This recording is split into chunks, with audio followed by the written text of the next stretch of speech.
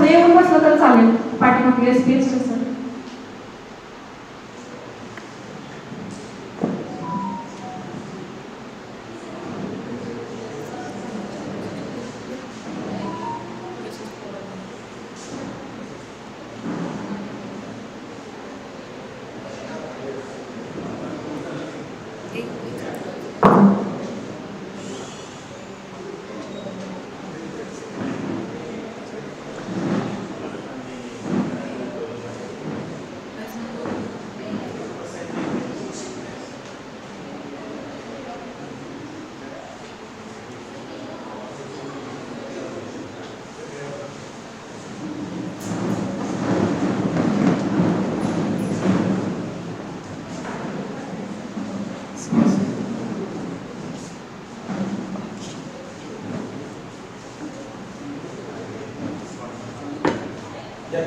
All guests, please come on the stage. All employees.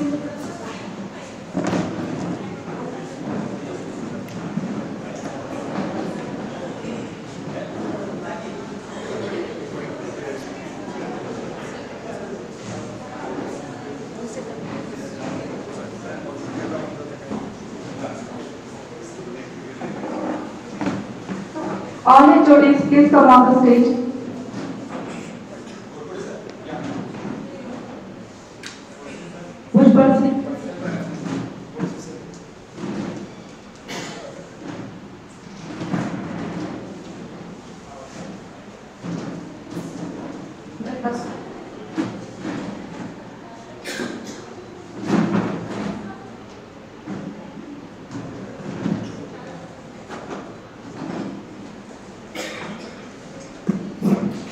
Good afternoon, everyone. Myself, Sushma Kadhu. It gives me immense pleasure to extend to you a very warm welcome on behalf of our Karmavir Bhaurav Patil Polytechnic Satara, who has club of us for the faculty development program on MBA accreditation for Polytechnic. On this great occasion, I am welcoming President of this function and in-charge principal of our college, Dr. K.C. Sheikh sir, convener of this program and HOD of ENTC department, Mr. J.P. Jagtap sir, HOD of all department, all my faculty members from KBP Polytechnic, as well as Nana Sahib Mahdik Polytechnic Pet, Abhinav Education Society Vadwadi, Yashoda College of Engineering Satara, Satara Polytechnic Satara, and other colleges who are going to attend this session by online. Now, I would like to request all the dignitaries present on the dais to come forward and worship the photos of Karmabhushan Karmavir Bhaurav Patil and Rayat Mauli Lakshmi Pai Patil, means our Anna and mine.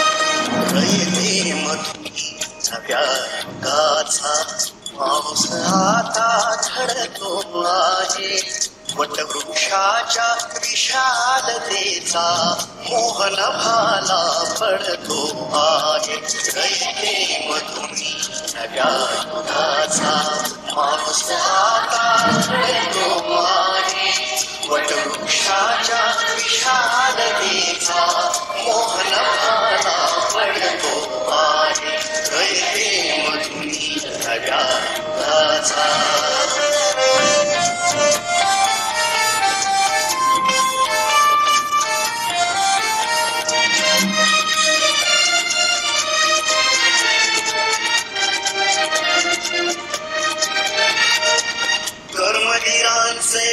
Jnanpith हे शक्तिपीठ ही ठरते आहे शाहू फुल्यांचे समान देते तत्व मानसी मूर्ते आहे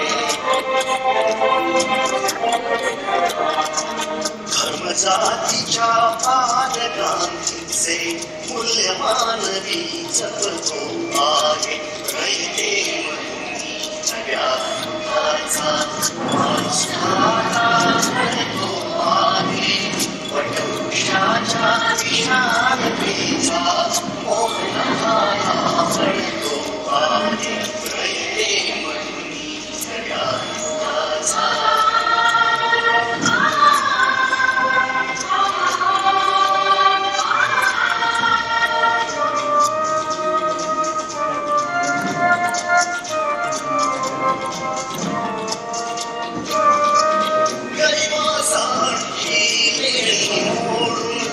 लक्ष्मी वहिनी झाली आई कमाई शिखांत्र हा कमाईला प्रेरतोई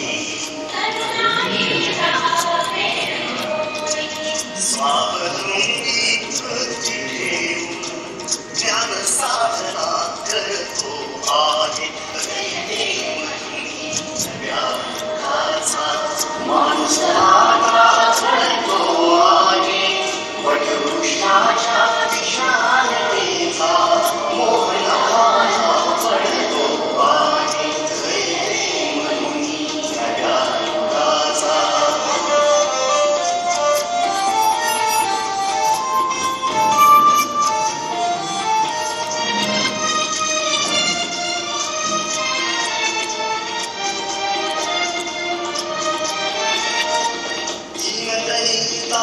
साठी गणना तुमची शिजली चंदन काया अनाथ जीवा सदा लाभली मातृ तुमची माया शून्यामधल्या नवसृष्टीचा निर्मित होती ठरतो आहे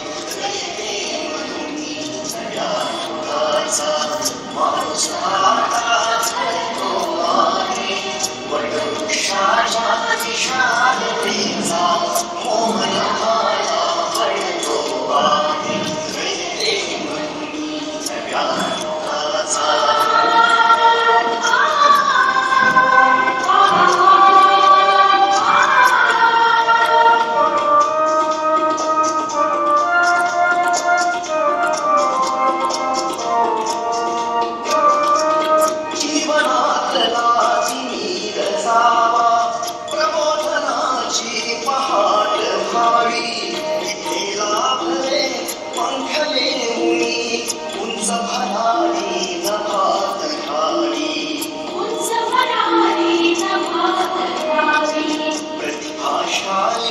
बहुजनांचा वेदू गगनी चढतो आहे प्रेमधुनी जगाचा माणसाला घडतो आहे वटवृक्षाच्या विशालतेचा मोहनाला पडतो आहे प्रेमधुनी जगाचा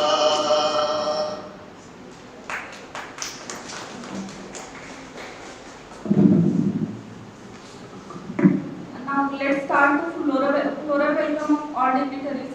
I would like to request today's President Dr. K.C. Sheikh sir to felicitate our speakers, Dr. S.M. P.C. sir.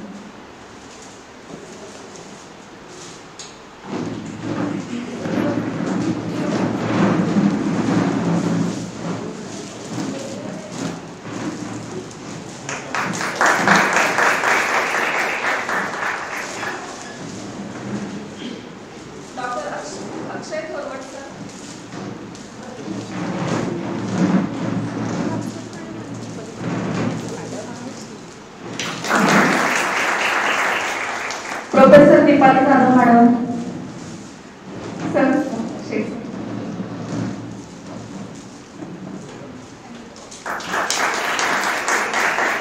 Thank you sir, thank you ma'am and thank you all of you.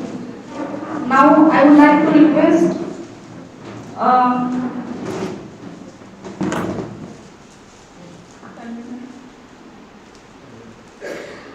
friends, today we are here for FDP Faculty Development Program on the MBA accreditation for the Polytechnic. The MBA is one of the two major bodies responsible for accreditation of higher education institutes in India, along with National Assessment Accreditation norms in NAC. MBA accreditates technical programs such as engineering and management programs, while NAC accreditates general colleges and the universities. MBA is National Board of Accreditation formed 28 years ago in 1994 and full member of the Washington Accord. It was established by AICTE in 1994 and operated as autonomous body since 2010.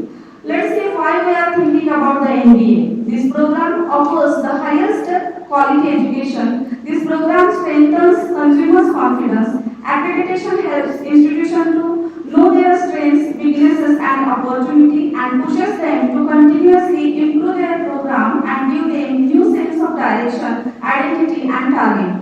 Also, MBA program demonstrates accountability of the public, commitment to excellence, and continuous quality improvement. So we have organized this program for all of us. Behind this wonderful event, dynamic personality is there, who is our in-charge principal and today's function president, Dr. K.C. Shekhar. So I am requesting him to say a few words.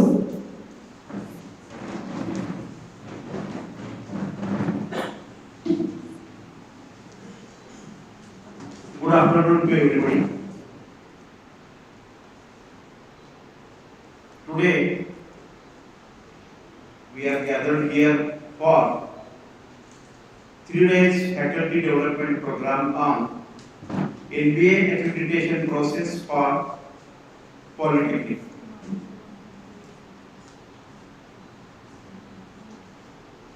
For this 3 days faculty development program, we have conveyed our message to all polytechnics in Satara district,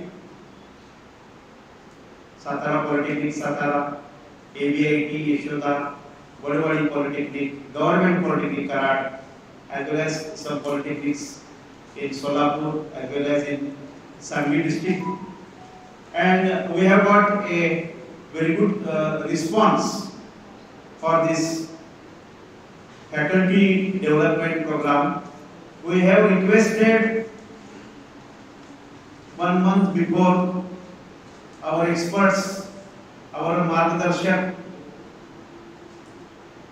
our guide and our close friend Dr.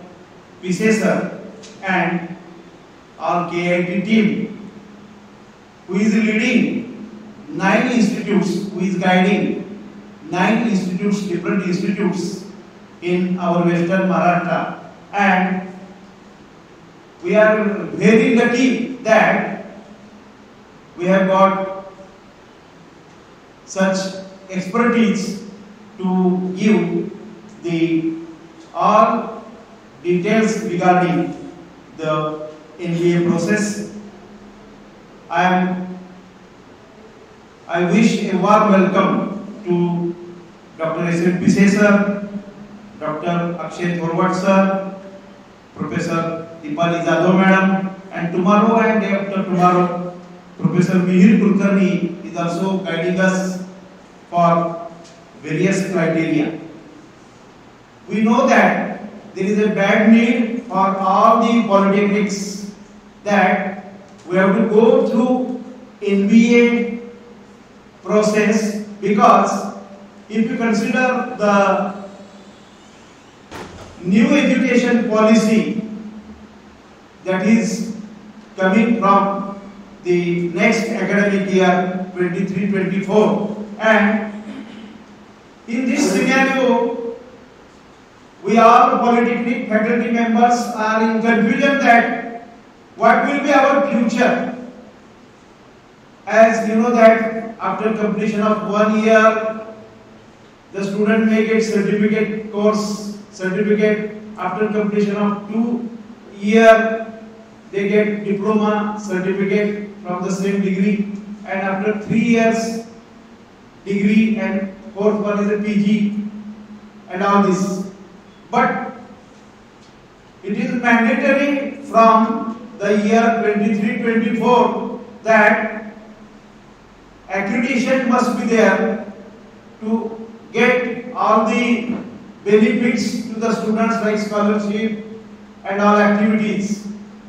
So we have decided to well acquainted with the various criteria, the preparation required for the NBA activity, and today we are actually having the session of impact of NBA accreditation for polytechnics and pre-qualified criteria, orientation to NBA criteria 1, 2 and 3, and orientation to the NBA criteria 4, 5 and 6.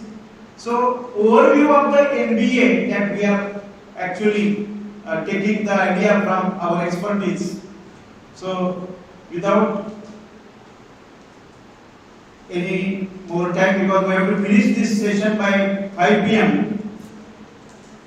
Again, I am very much thankful to the expertise coming from KIT College, Dr. Pisesar, all faculty members coming from various polytechnic, and our convener and head of the Department of Electronics Department, Honorable J.B. Jagtap sir, then Program Coordinator Sushma Jadhav madam, and all Electronics Department faculty, staff, non-teaching staff, and as well as the faculties from our KBP Polytechnic, that they have taken a very good efforts to give some knowledge, some idea for the NBA process. So thanks once again. Thank you very much.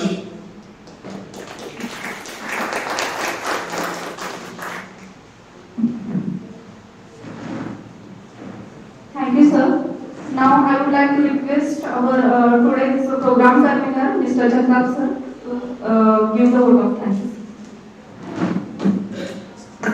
Thank you, ma'am. Good afternoon to you all. We are here for the 3 days faculty development program. Of course, I am not going to waste any much more time. But as far as we are quite familiar with this particular term NBA, and number of years we are going through this particular term, but every time just either we are visiting different institutes or we are attending the different courses. That is not sufficient for this NBA. Just we need to start our work.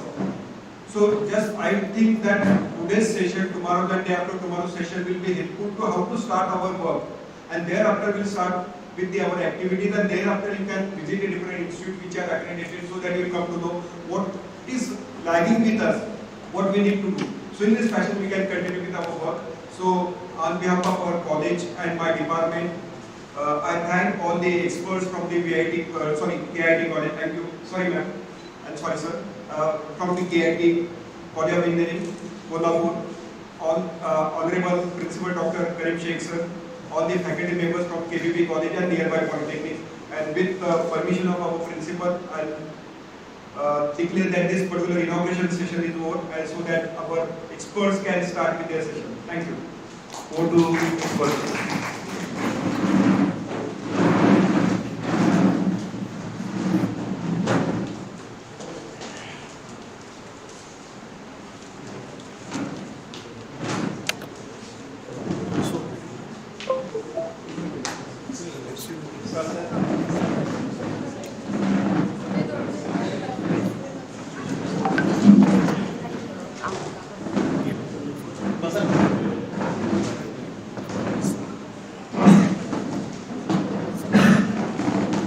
Friends, our today's topics are impact of NBA accreditation for polytechnics and pre-qualified criteria, and orientation to NBA criteria for second and third.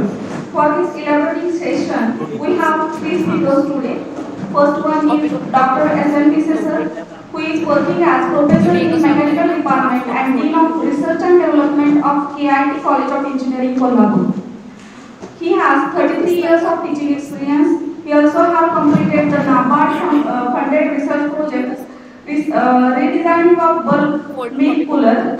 He also working as member of Board of Studies in Shivaji University since 2018 to today. He is working as member of Academic Council ADCT Staff Sangli. He has received Best Paper Award for so many papers. He is life member of ISTE.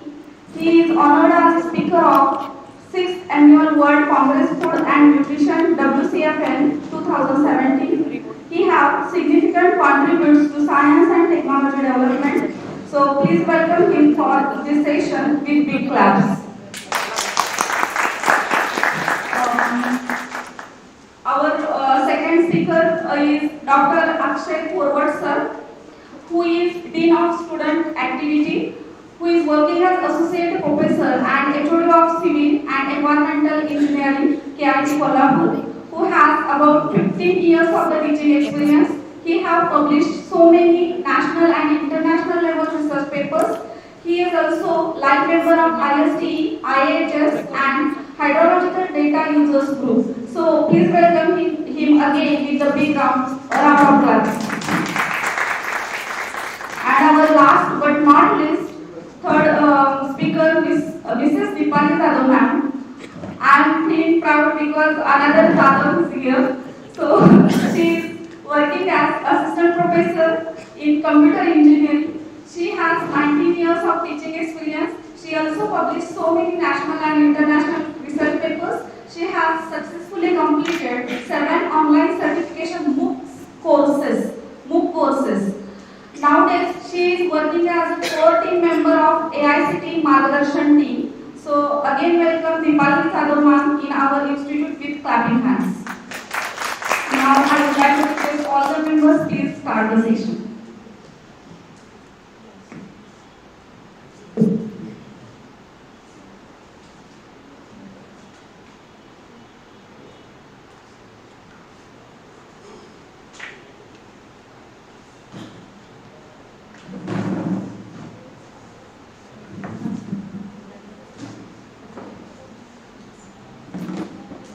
Good afternoon, one and all. Respected Sheikh sir.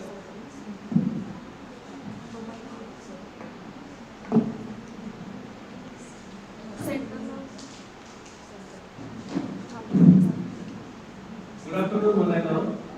Respected Sheikh sir, Jagtar sir, Mr. Jadhav ma'am, all the heads of the departments, Dr. Akshay Forward sir, my colleague, Jadhav ma'am, all the faculty members attending this 3 days FDP on awareness about NBA. It's really a great initiative taken by KBP Polytechnic for organizing such awareness workshops on NBA, because we cannot escape from NBA like activities. Okay, we need to face the NBA, we need to get the accreditation from NBA. So in my presentations, I am going to discuss about what are the impacts of MBA. If you get accreditations, what will be the benefit for the institute, what will be the benefit for the faculty, students, and at the KIT, we are not behind. Always we are at the forefront as far as the policy systems are concerned. We have started MBA in 2004, we have applied in 2004, we have today, till date, we have completed almost 4 cycles of MBA. So whatever the benefits we have derived because of MBA, that also I am going to explain in my presentation. So start my presentation. So in India, for standard of to upgrade the standard of education and to ensure quality and credibility of educational institutions in India, mainly there are 3 quality systems adopted. This is NBA, the National Board of Accreditations. Then there is the NAC, that is National Assessment and Accreditation Council, and NRF. All the many of the institutes are behind the NRF to get the ranking of NRF, that is National Institutional Ranking Framework. So National Board of Accreditations is governed by AICT, everybody knows. It is established for assessing the qualitative competence of the diploma, engineering, UG programs and PG programs. It is for program level accreditations. So NBA is program level accreditations, whereas NAC is at institutional level accreditations. NBA opens door for students for better professional opportunities and jobs. Institutions get chance for getting the grants from funding agencies. So as far as NAC concerned, NAC was established in 1964 as autonomous institutions of the University Grants Commission, and it is institutional level accreditations. Then NRF was approved by MHRD and launched by Honorable Minister of Human Resource Development on 2015, and it is again an institutional level accreditations. The objectives of the MBAs are to promote the innovative and holistic methods in technical educational programs, assure strong academic background for students enrolled in National Board of Accreditation colleges and courses. It offers required consultations and guidelines to improve the educational courses, provide feedback to higher education institutions regarding areas that need to improve or development. Regular evaluation ensures that the training is based on norms, standards and guidelines given by MBA. To develop a quality consistent, conscientious education system that is relevant to the latest market needs, and to build an education culture that contributes to the nation economy through regular social development. So these are the objectives. The benefits of the MBA accreditations are: the MBA process allows institutions to strive for excellence and improve their quality of education on continuous basis.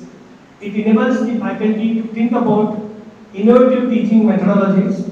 It helps institutions to identify their teaching learning gaps and plan out new involved strategies for the students' growth. The students get a quality education that nurtures their skill sets and prepares them for the competitive world. Students get a global platform to showcase their talent and build their career, and it delivers the best technical manpower that improves society as a whole. The technical institutions capacity in India, AICTE approved institutes for the academic year 22-23 are in India is 8,902. This year there is addition of 132. Student intake capacity is 30 lakh plus. There are 3,957 diploma institutes. New addition this year is 30. Student intake capacity is more than 10 lakh. In Maharashtra, the total polytechnics are 483. New addition this year there is no addition. And total intake capacity is 1,15,000 plus. In Maharashtra, total engineering institutes are 497. This year 2 institutes are added. And student intake capacity is 1,51,000 plus. Out of that, the 1,339 programs were accredited by 30th June 19. This is an earlier figure. Next slide, please. So, the size of the higher education systems in India and accreditations are concerned. In India, there are 900 plus universities, and out of that, less than 400 universities are accredited, which is about 35%. So, almost there is a 65% universities are not yet accredited. As far as the colleges are concerned, 40,000 plus colleges. So less than 700 colleges are accredited, and that percent is about 14. In the face of mandatory accreditations, total number of institutes to be accredited are about 10,000 institutions, approximately 3,500 engineering institutes, 3,000 plus diploma engineering institutes, 3,500 MBA, MCA and pharmacy architecture institutes. So total number of programs to be accredited are about 19,000 for degree engineering institutes, 10,000 for diploma engineering, and 6,000 for others, and 35K in general, in total. So impact of NBA accreditations are: it encourages quality improvement initiatives by institutions, it improves student enrollment both in terms of quality and quantity. It enhances employability of graduates. It motivates faculty to participate actively in academic and related institutional department activities. It helps in to create sound and challenging academic environment in the institutions.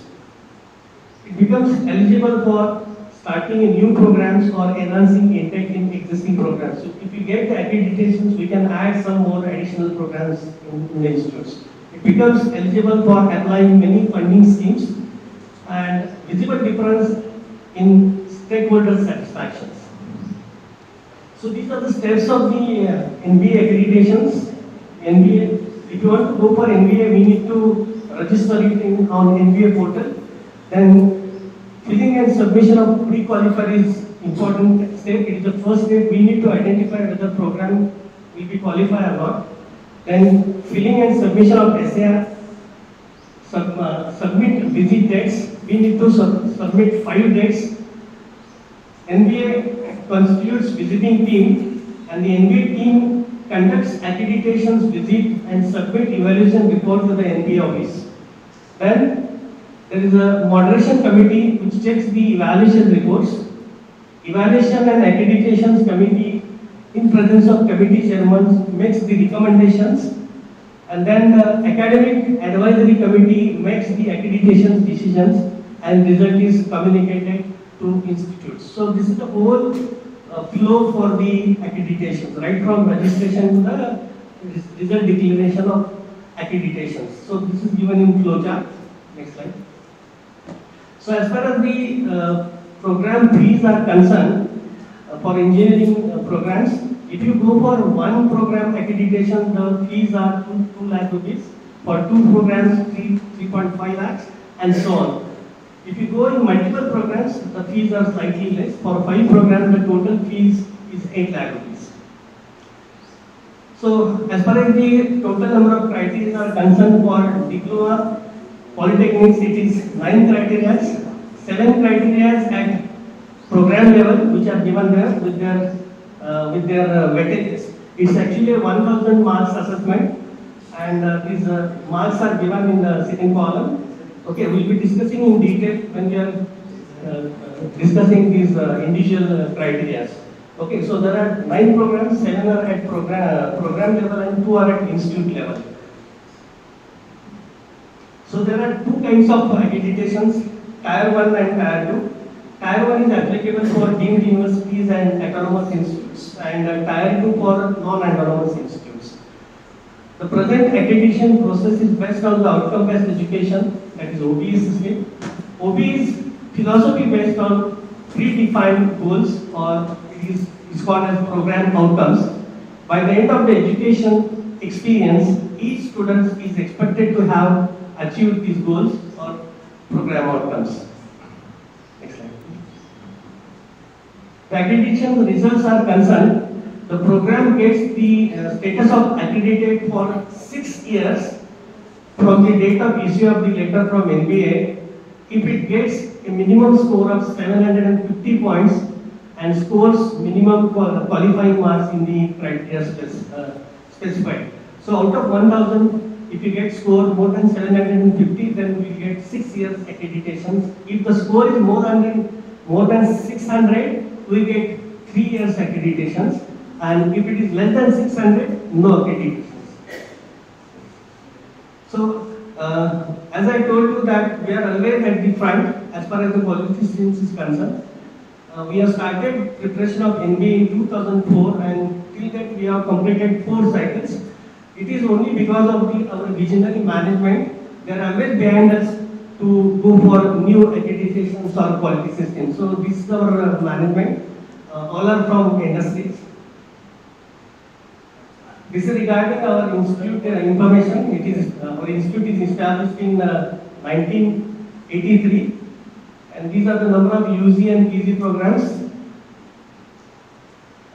The achievement of this last year achievement is because of the NBA accreditations, we applied for Margadarshan scheme, and our proposal was sanctioned by AICTE, and under Margadarshan scheme at this moment we are mentoring 7 institutes in South Maharashtra. So that detail I will present you in the next slides. So this is our journey of accreditations. In 2005 we applied for 4 programs, and all the programs which are given in the second column, these are accredited for 3 years. Then in second accreditation cycle 2008, we applied for all 8 programs, all eligible programs we applied, and all the programs are accredited for 3 years.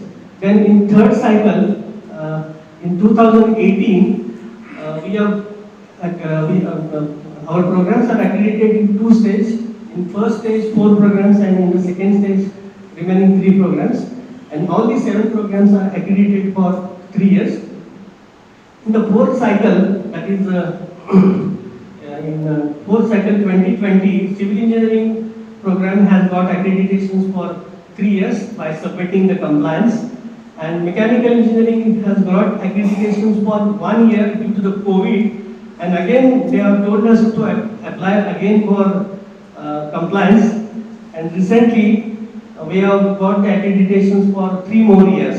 Civil engineering department, mechanical engineering department and ENTC department, they have got the accreditations for 3 years. So we have enjoyed the benefit of 7 years.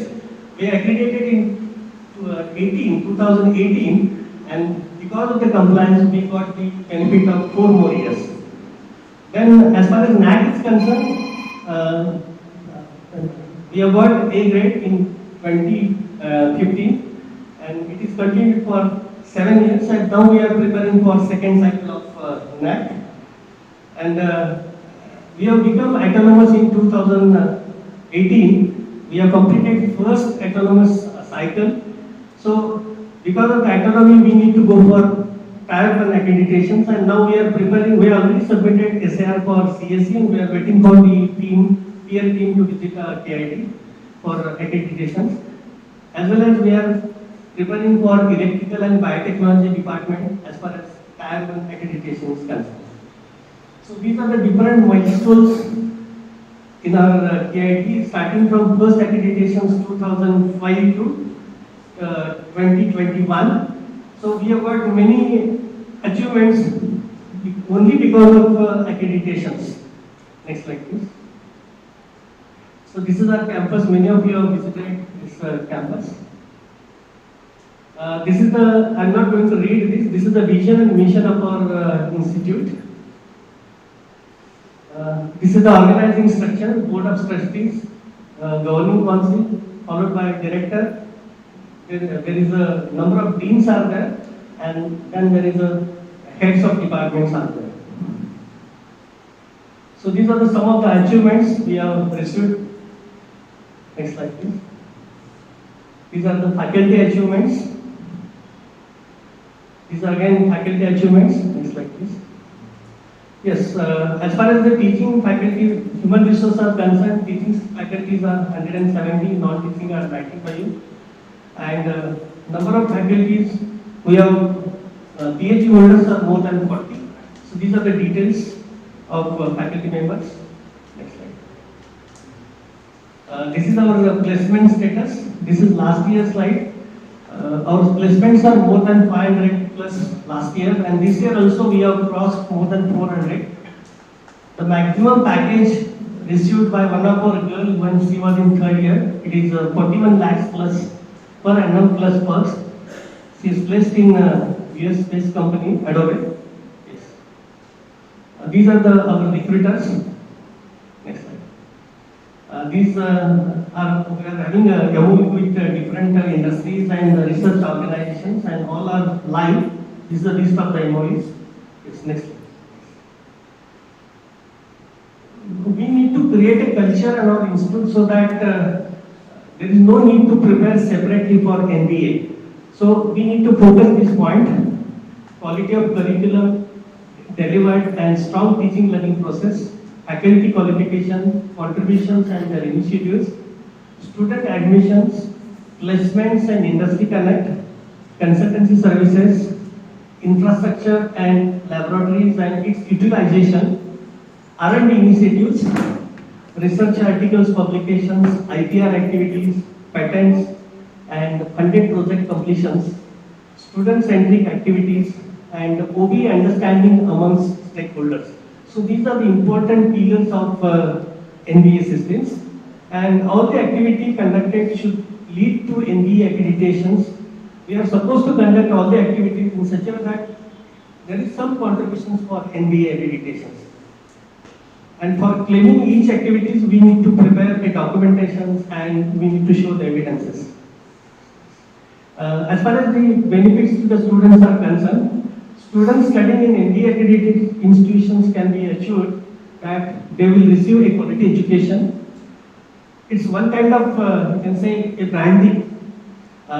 It signifies that one has entered the institution which has the essential features of quality professional education. Students will get the benefit for placements, Due to the recognition of NBA accreditations, students will get the benefit for higher studies such as MS programs.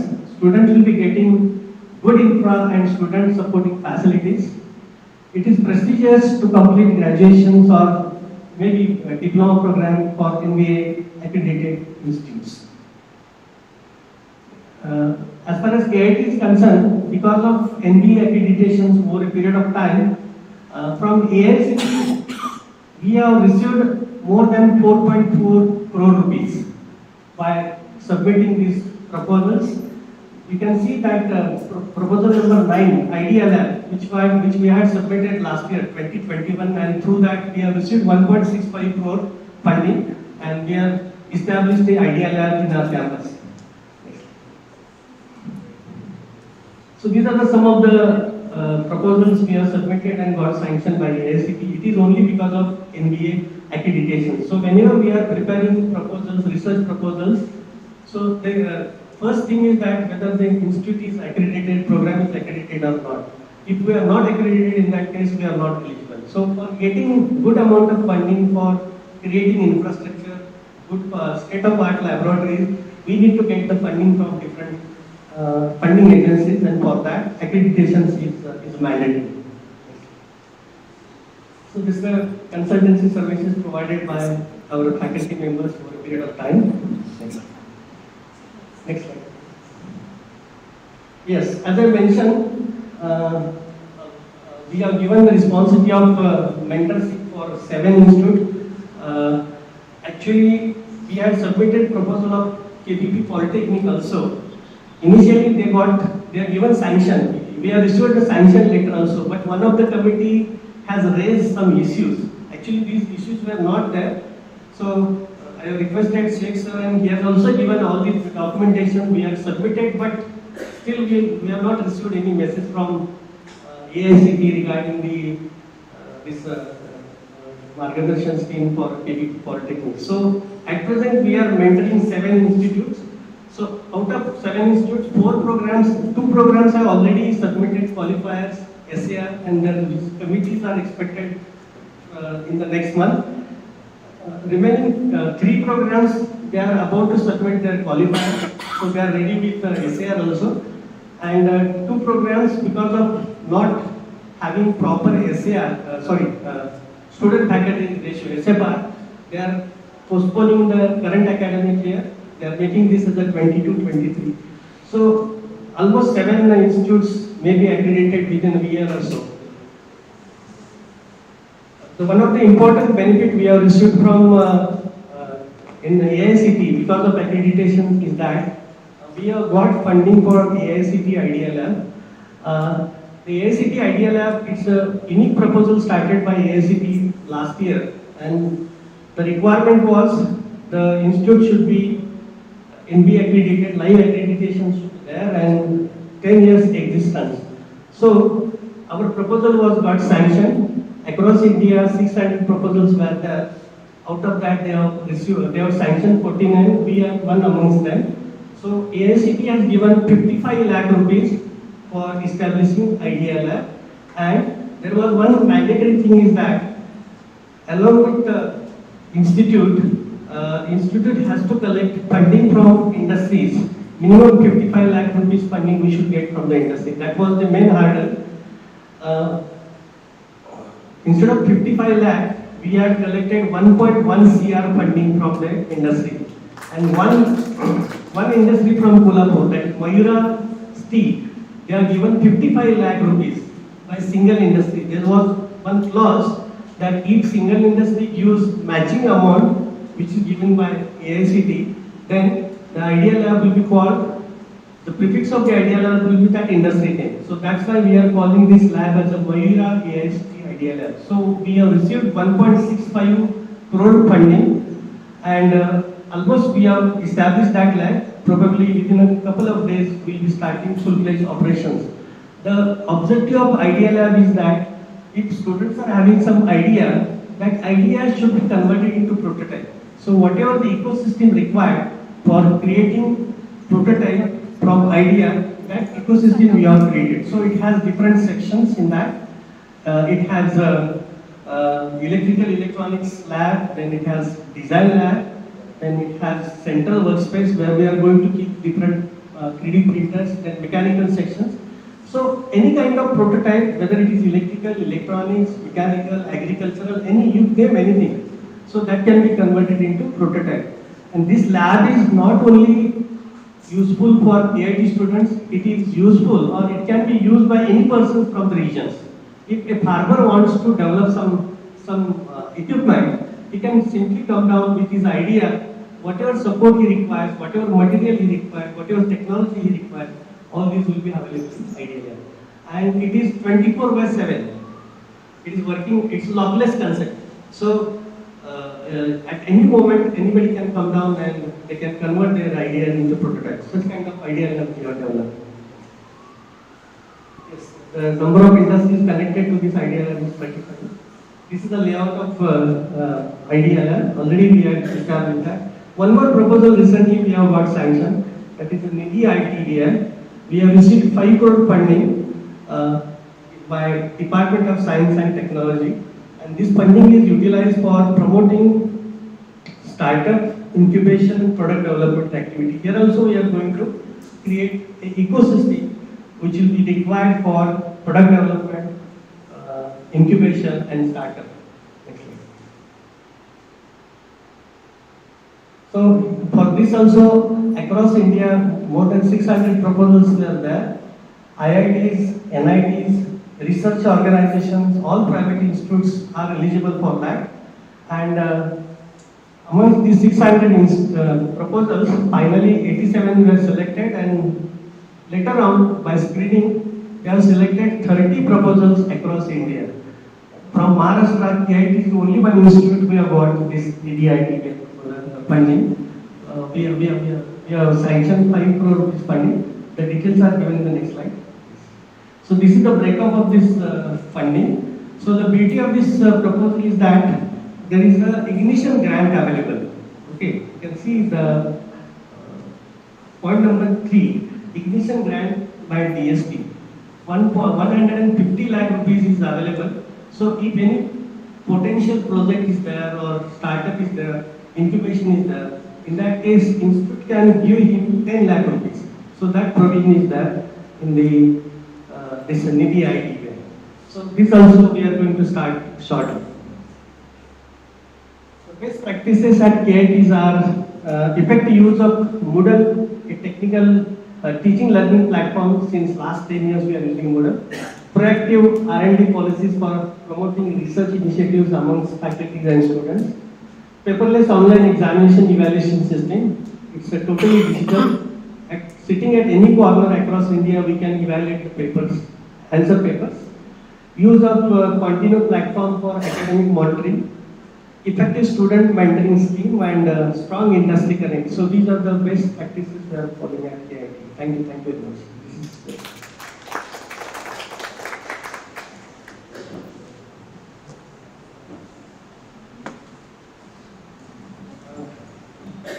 Question and answer sessions will conduct a bit later. If you have immediate questions, you can ask. Otherwise, you need to complete 3 more criteria. So, I'm requesting Adho ma'am to present Polytechnic.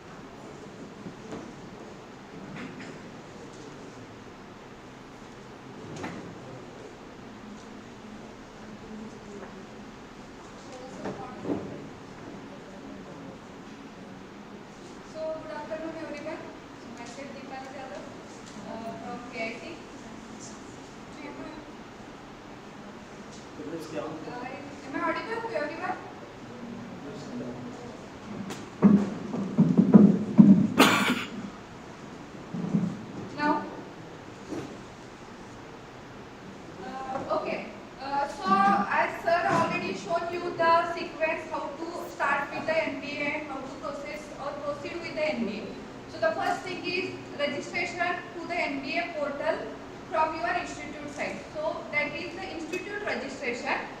Now before start with the pre-qualifier, one thing I want to clear that whenever we consider MBA, National Board of Accreditation, the main feature of MBA is that it is a program level MBA.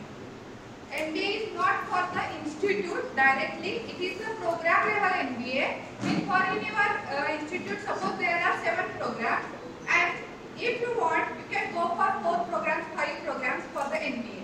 So here, the program word is used everywhere whenever you see the pre-qualifier SAR. So MBA is always program level, not institute level.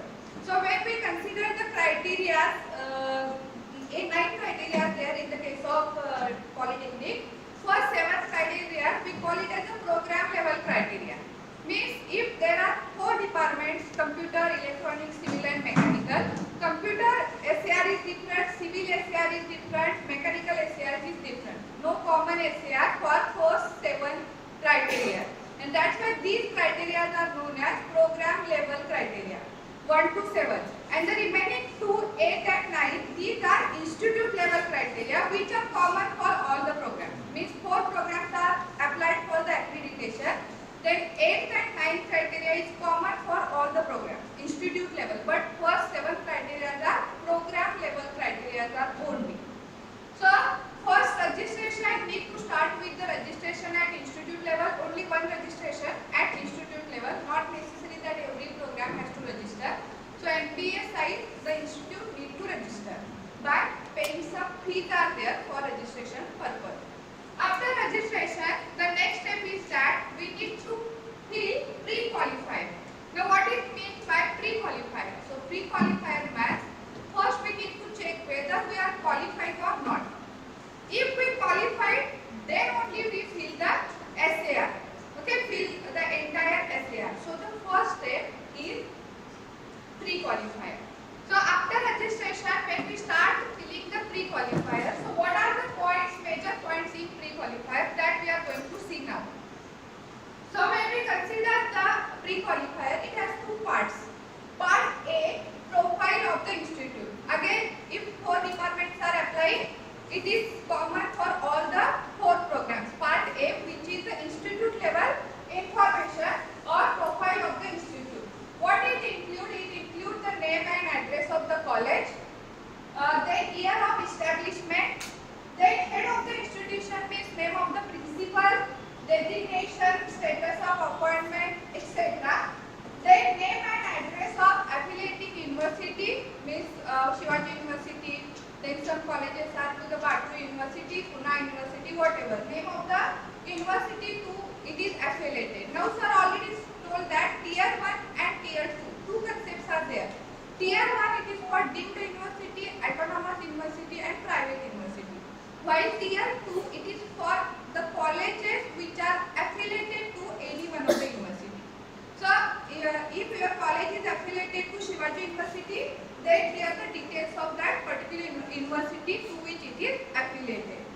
Then type of institution. Which type of institution you have? For example, as I told, institute, if it is autonomous, we say it is autonomous. But if it is affiliated, then affiliated that we need to consider.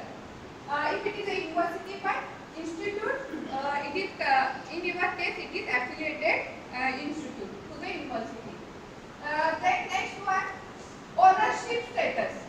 So if it is a private ownership, if it is a government institute, means if we say government polytechnic, so it is a government institute. So here central government, whether it is run by the central government, whether it is run by trust, whether it is run by state government, society, then government added, some polytechnics are government added. For example, if we consider ICRE Gargoti, it is not a government but it is a government added polytechnic. So in this way, if your institute is government added, then in that case you need to consider that part. Then campus information. So detailed campus information here you need to give. Does the college have their own campus? So here only see pre-qualifier very simple. It is a 4 to 5 pages, not more than that. If we see the SAR,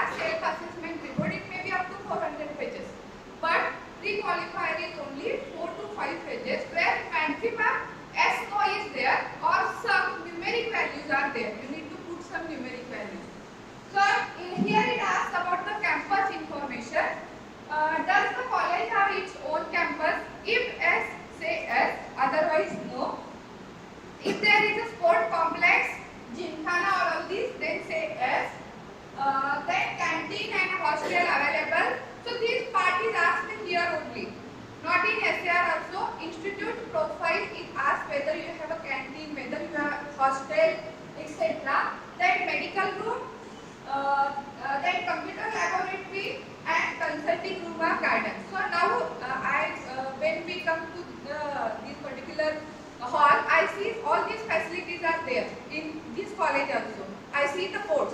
This is a sick room, this is a medical room. So if there is, say S. After that, details of the program offered by the institution. So whatever the number of programs in your institute, all details you need to give here. Means 7 programs are there. If you are applying for 4, no. In that case, all 7 program details you need to give here because it is a profile of the institute. How many programs are running in the institute? So details of the program, name of the program, when the program has been started or year of establishment for that particular program.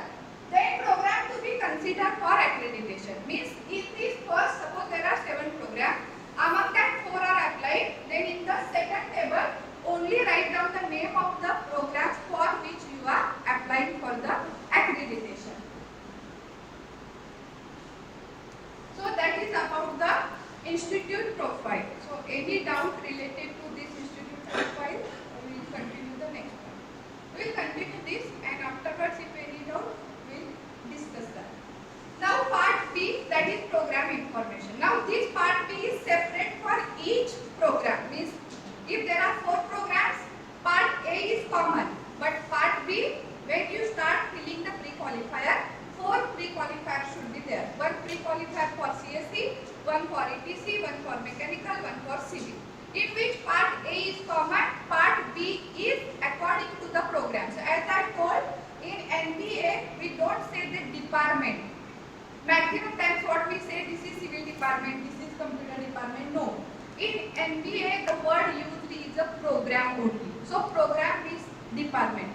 Now see why program is used here. Suppose you have a, now you are diploma, but in our engineering, for example, in engineering we have a computer department. In computer department we have 2 programs, UG program and PG program. And that's why here word used as a program. Department is computer science, but in that computer science UG program, computer science PG program. And that's why always remember that department is separate word and program is separate word. While we are applying, many times we apply for only UG program, not for PG. So we said that it is for UG program. So in the MBA, the program word is used everywhere. Now the first part, and that is very important when we start filling the pre-qualifier. And for this you need to study, or whatever the faculties in your department, you need to sit together, you need to calculate or find out all these things. Why this first table is very important when we fill pre-qualifier and when we fill SAR. What is this first table? Name of the program, year of start, intake, okay. After that, increase capacity if any.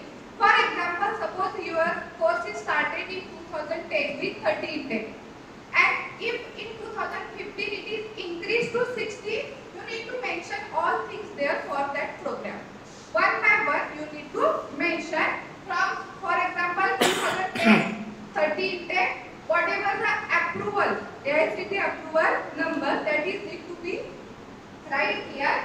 Then 2015 from 30 to 60 in case if it is decreased from 120 to 60 or from 60 to 30, that also you need to be mentioned. Whether it is increased or whether it is decreased, both the cases you need to mention. Why? Because there is given increase or decrease in the intake.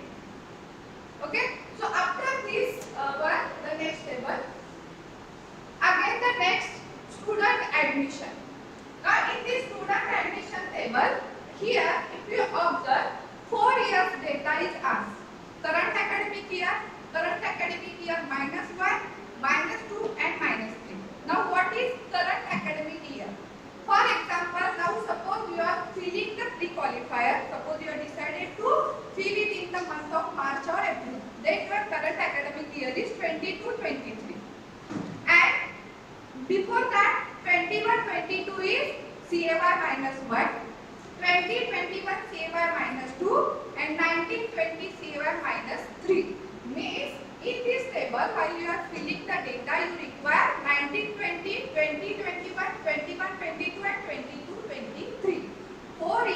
student admission details are required here. So sanction intake, for example, if you have 60 intake, then you have to write there current academic year intake is 60, number of students admitted. So here what admitted, that star is given and the details are given in the after the table. What details are given? The total number of students admitted in the first year minus the number of students migrated to other institution plus the number of students migrated to the institute by the divided by the sanction intake. So here what it means that, for example, suppose your intake is 60 and 50 students are admitted. Among that, if 2 students are migrated to other institute, you can say it is a 48. Minus, if 4 students are migrated to your institute, you can say plus 4. So in this way, you need to calculate the total number of students, and after that, percentage of students admitted over the last 3 assessment years, including the current academic year.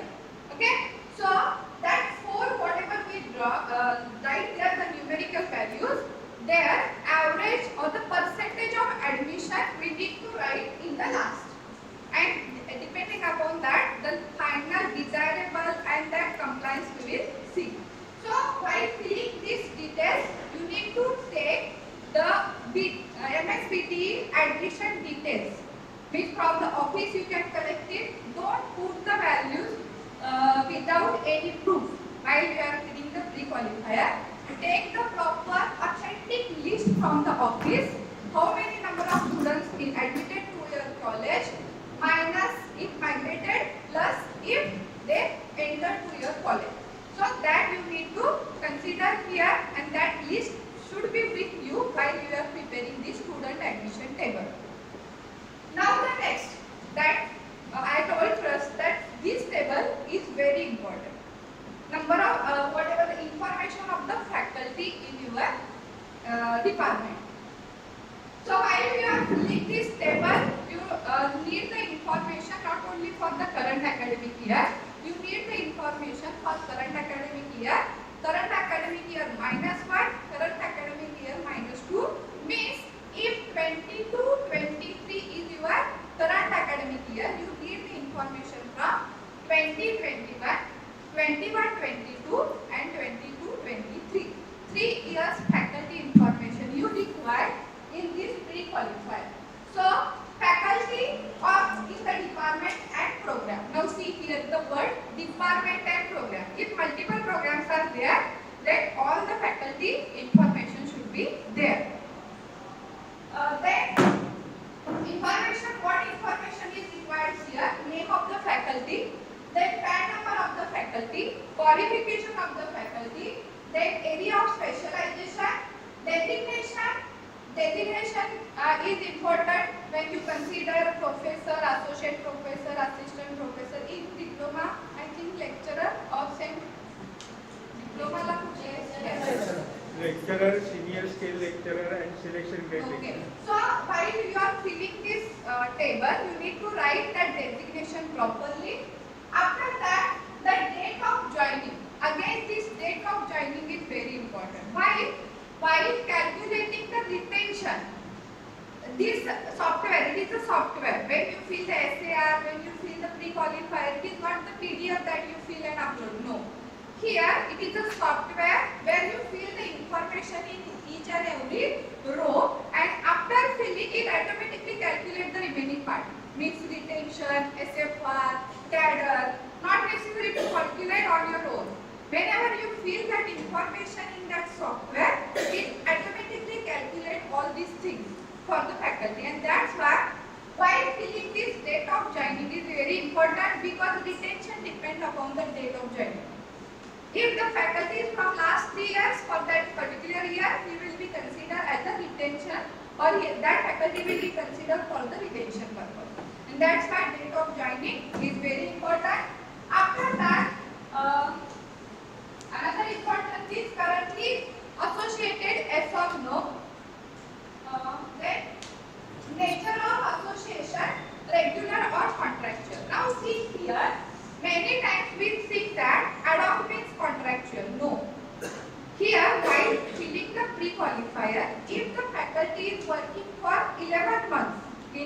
department and in your program, you can consider or write that faculty as a regular faculty. Don't write anywhere as a contractual faculty. That is the new thing added in the NBA.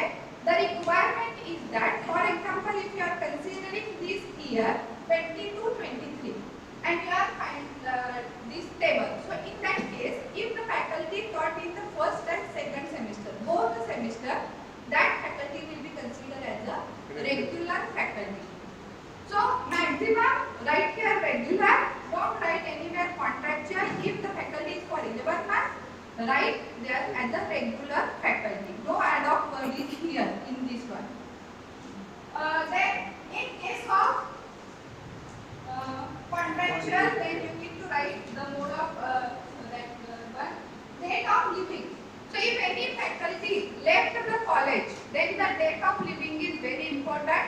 Why? Because that particular year, suppose your faculty left in the month of August, then that faculty will not consider for this year. If your faculty left in the month of September, that faculty will not consider for that year. But your faculty is left in the month of May, then in that case, that faculty will be calculated or considered for that particular year. And that's why date of joining and date of leaving, both you need to write. If there is a date of leaving, their resignation, their relieving letter, everything should be with you. That faculty is relieved on that particular date.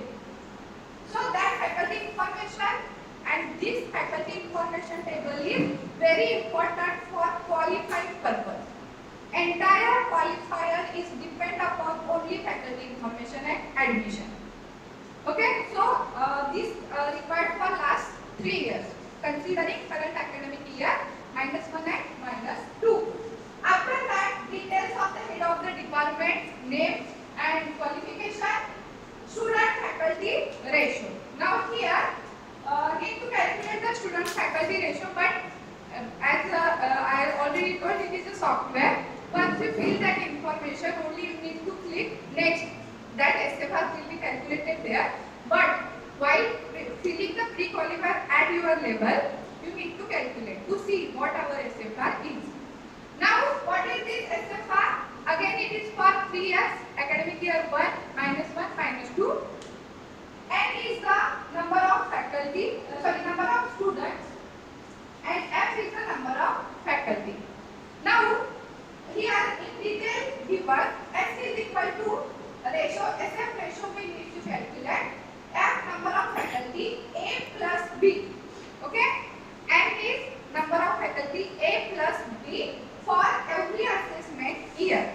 Now it is possible that each year the name of the faculties or the list may be different. No issue.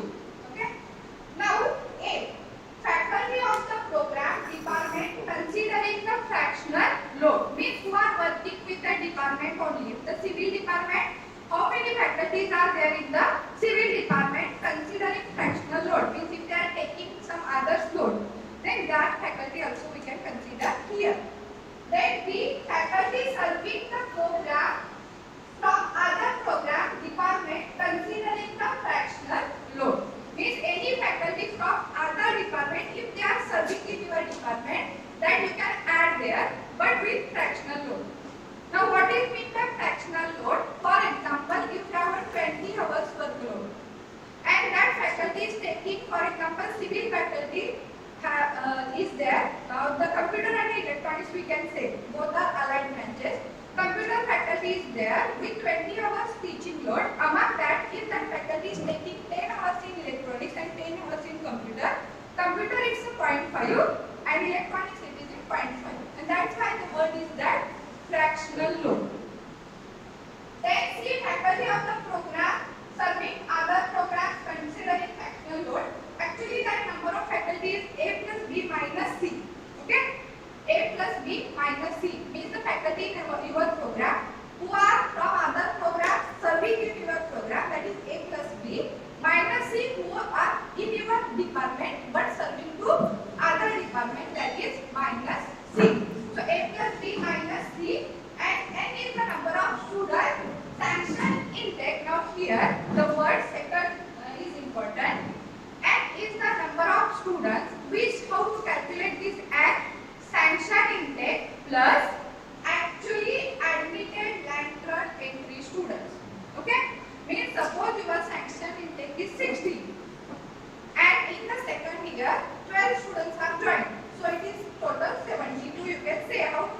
sanction lateral entry is allowed. 10%, 20%, that's allowed only. If in first year only 30 students are admitted out of 60, and in the final year, in the second year, if 40 students are joined, so that you can consider actually admitted in the second year. But when we adding this, it should not be more than the sanction entry. Is it clear or any doubt? तुमच्या इथे कसं असतं म्हणजे second इयरला entry किती असते किती percent 10% ना 10% plus vacancy. ते बरोबर आहे. फॉर एक्झाम्पल मी हे जे सांगते हे काम होतं फॉर एक्झाम्पल सपोज तुमच्याकडे 60 इंटेक आहे 60 इंटेक आहे फर्स्ट इयरला 30च ऍडमिशन झाले आणि सेकंड इयरला ते 30 आणि जी वॅकन्सी झाली होती 40 पुन्हा आली तर 60 आणि 40 किती झाले सॉरी 30 आणि 40 70 झाले तर ऍज पर रूल तुमच्याकडे 66 व्हायला पाहिजे 60 आणि 6 तर 70 नाही तुम्ही तिथला मॅक्झिमम 66च पकडू शकता हा इथला हे आहे number of student actual activity सगळी पकडू शकता तुम्ही आहे तसे पण जो काही तुमचा हायर हे आहे त्याच्या पलीकडे नाही पकडायचं 66 तुम्हाला जर सँक्शन आहे 60 प्लस 6 तर highest 66 not more than and that fine should not be greater than 100%. 100% पेक्षा जास्त नाही पाहिजे.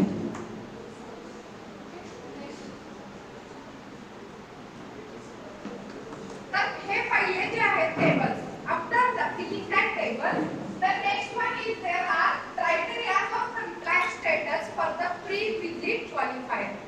What is this compliance status? So compliance status has some points which are essential qualifiers and desirable qualifiers. Two parts are there in this compliance status. Essential means that must be satisfied. Essential means that must be satisfied and desirable means it is required. If it is not there, no issue, you can implement, but essential must be satisfied. So why we consider this essential qualifier? The first one is that whether approval of university for the program under consideration has been obtained for last 5 years, including the current academic year. So that is always there with every institute. I think there is no issue with this. Next, second qualifier, essential qualifier is related to the admission. What is given here? Whether the admission in the diploma engineering program is more than or equal to 50% average over the 3 academic year. That is including lateral entry. See, that is given here. Important. Many times what we think that our first year admissions are less than 50, we are not qualified. No. Here it is directly given including lateral entry. If your admissions are greater than 50%, you can apply or you are qualified. That is here. So here you need to calculate the average marks. Current academic year -1 -2. Then third one, whether students faculty ratio in the department of the program under consideration is greater than or equal to 130. 130 SFR is allowed for the Polytechnic program or diploma program. Here also you need to calculate CAY -1, CAY -2 means faculty information already we filled, student already admissions we filled. After that there was a table of SFR where average is calculated. If that average SFR is 30 or less than 30, here you can say it is S. But if it is more than 30, no qualifier. Why? Because it is an essential qualifier. And that's why I told that while preparing the faculty list, it is very important. Student we cannot change. Student number of students admitted that it fixed within some MSPT.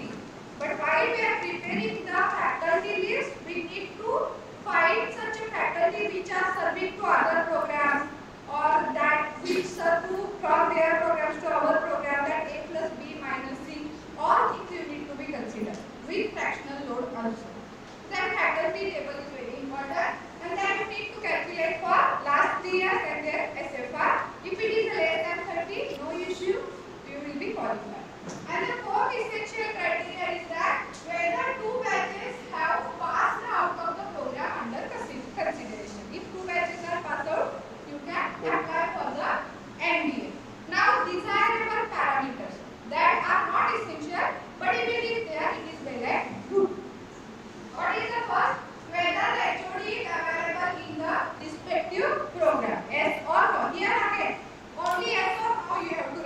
nothing else. Whether department has program assessment and quality improvement committee, if so, it's a constitution and mandate. Now see what is this PAC? We call it as a PAC, Program Assessment and Quality Committee. Means what? Many times, most of the departments or the programs that we have no. We are working on that, but we are not calling it as a PAC. For example, you have academic coordinator, you have exam coordinator, HOD, class teachers. If we consider all these together, it is a PAC, nothing else. So whatever your department meeting, for example, if you are conducting the NBA related meetings, you can consider it under PAC. Only that committee formation is required.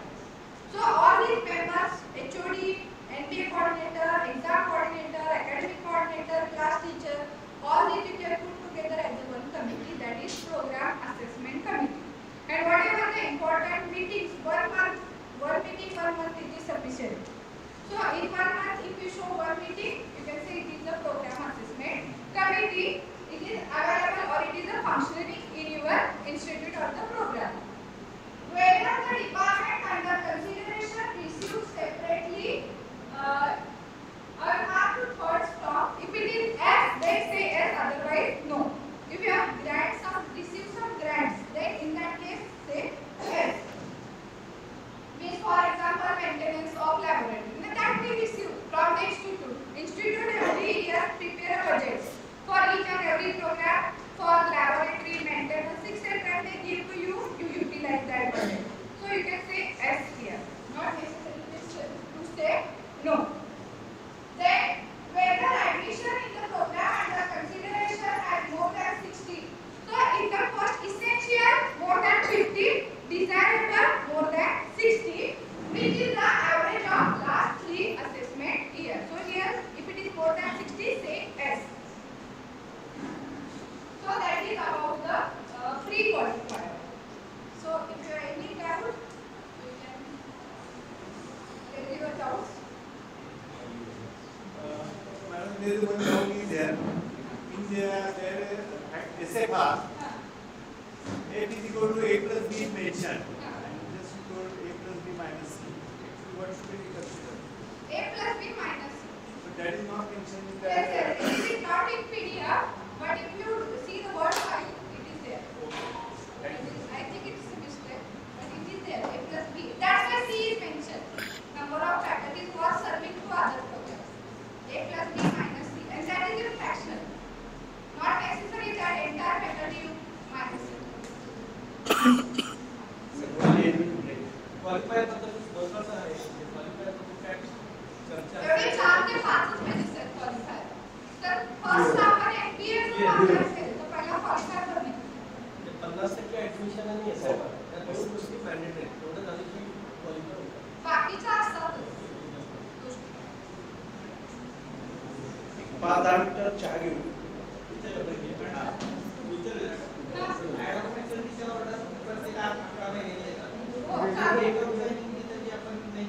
पहिलीच टाकायची sir. पहिलीच टाकायची. म्हणजे आता जरी 11 महिन्यांच्या orders येत असल्या तर तुम्ही जे पहिल्यांदा जॉईन झाली जी आली आणि त्यात तुम्ही कंटिन्यूशन मध्येच असताय तर ती पहिलीच टाकायची. नाहीतर मग रिटेन्शनला इश्यू होतो. म्हणजे काही केसेसमध्ये फॉर एक्झाम्पल लेडीजला लीव घेतात आणि लीव मॅटर्निटी लीव घेतात आणि त्यात तुम्हाला जॉईन होतात तर त्यांची पहिली जरी नसली तरी चालते. जरी ॲडॉप असतील, परमनंट असतील, जरी सँक्शन असतील म्हणजे आपल्याला लीव जरी यांना मिळाली असेल, विदाऊट पे जरी लीव मिळाली असेल, परत तुम्ही या इन्स्टिट्यूटला जॉईन झालं पहिली स्टेज टाकायची. नॉर्मली डिप्लोमाकडे HOD पोस्ट ही ॲज पर लॉ भरावी लागते. आणि आमच्याकडे परीक्षेला डिस्चार्ज असेल तर ते काय कारण डिग्रीला HOD पोस्ट नाही आहे. आमच्याकडे डेडिकेशन आहे. बाय डिफॉल्ट पोस्ट आहे आमच्याकडे. डिप्लोमामध्ये ते मोठा आहे. 5-10 मिनिटं चहा घेऊन लगेच सुरू करू.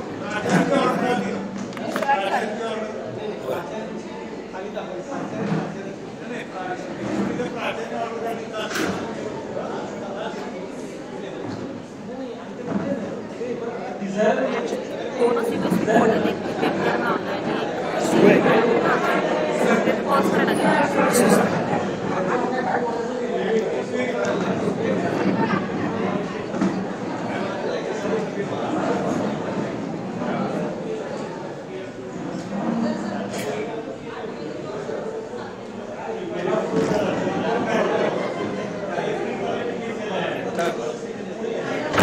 टेन्शन झालं काम होते आता येते सर, आता काय टेन्शन नाही. आणि हे पण सकाळ मगाशी नाही का कनेक्ट केलं. लाईफ टाईमसाठी हाच धंदा करायचा काही करूया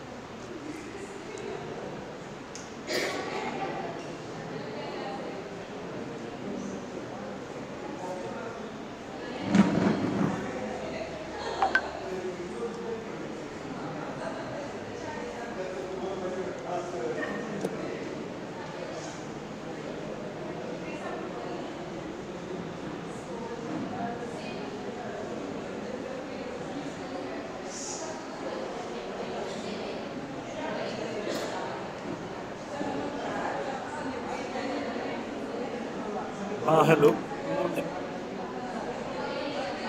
हाँ बोल.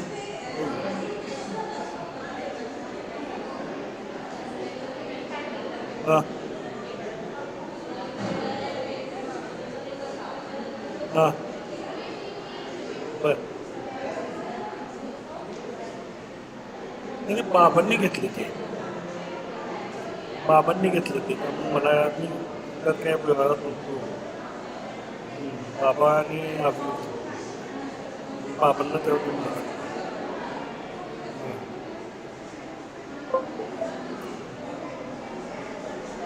हां नाही मी नव्हतो त्यात काय म्हणजे मी कधी लक्ष देत नव्हतं त्यात.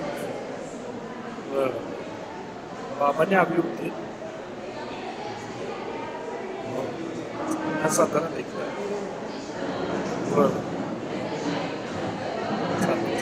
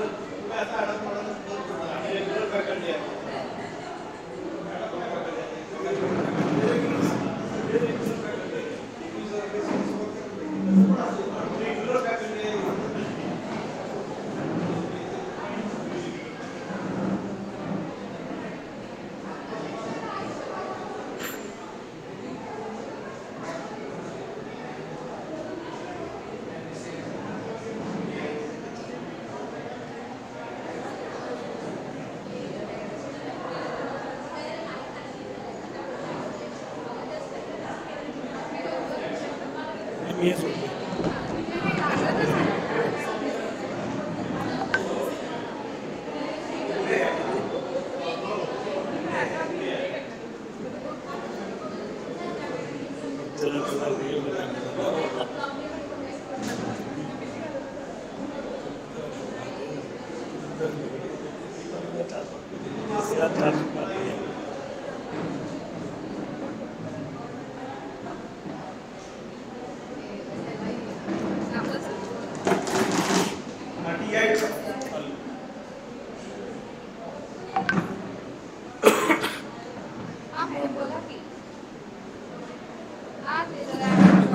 start today.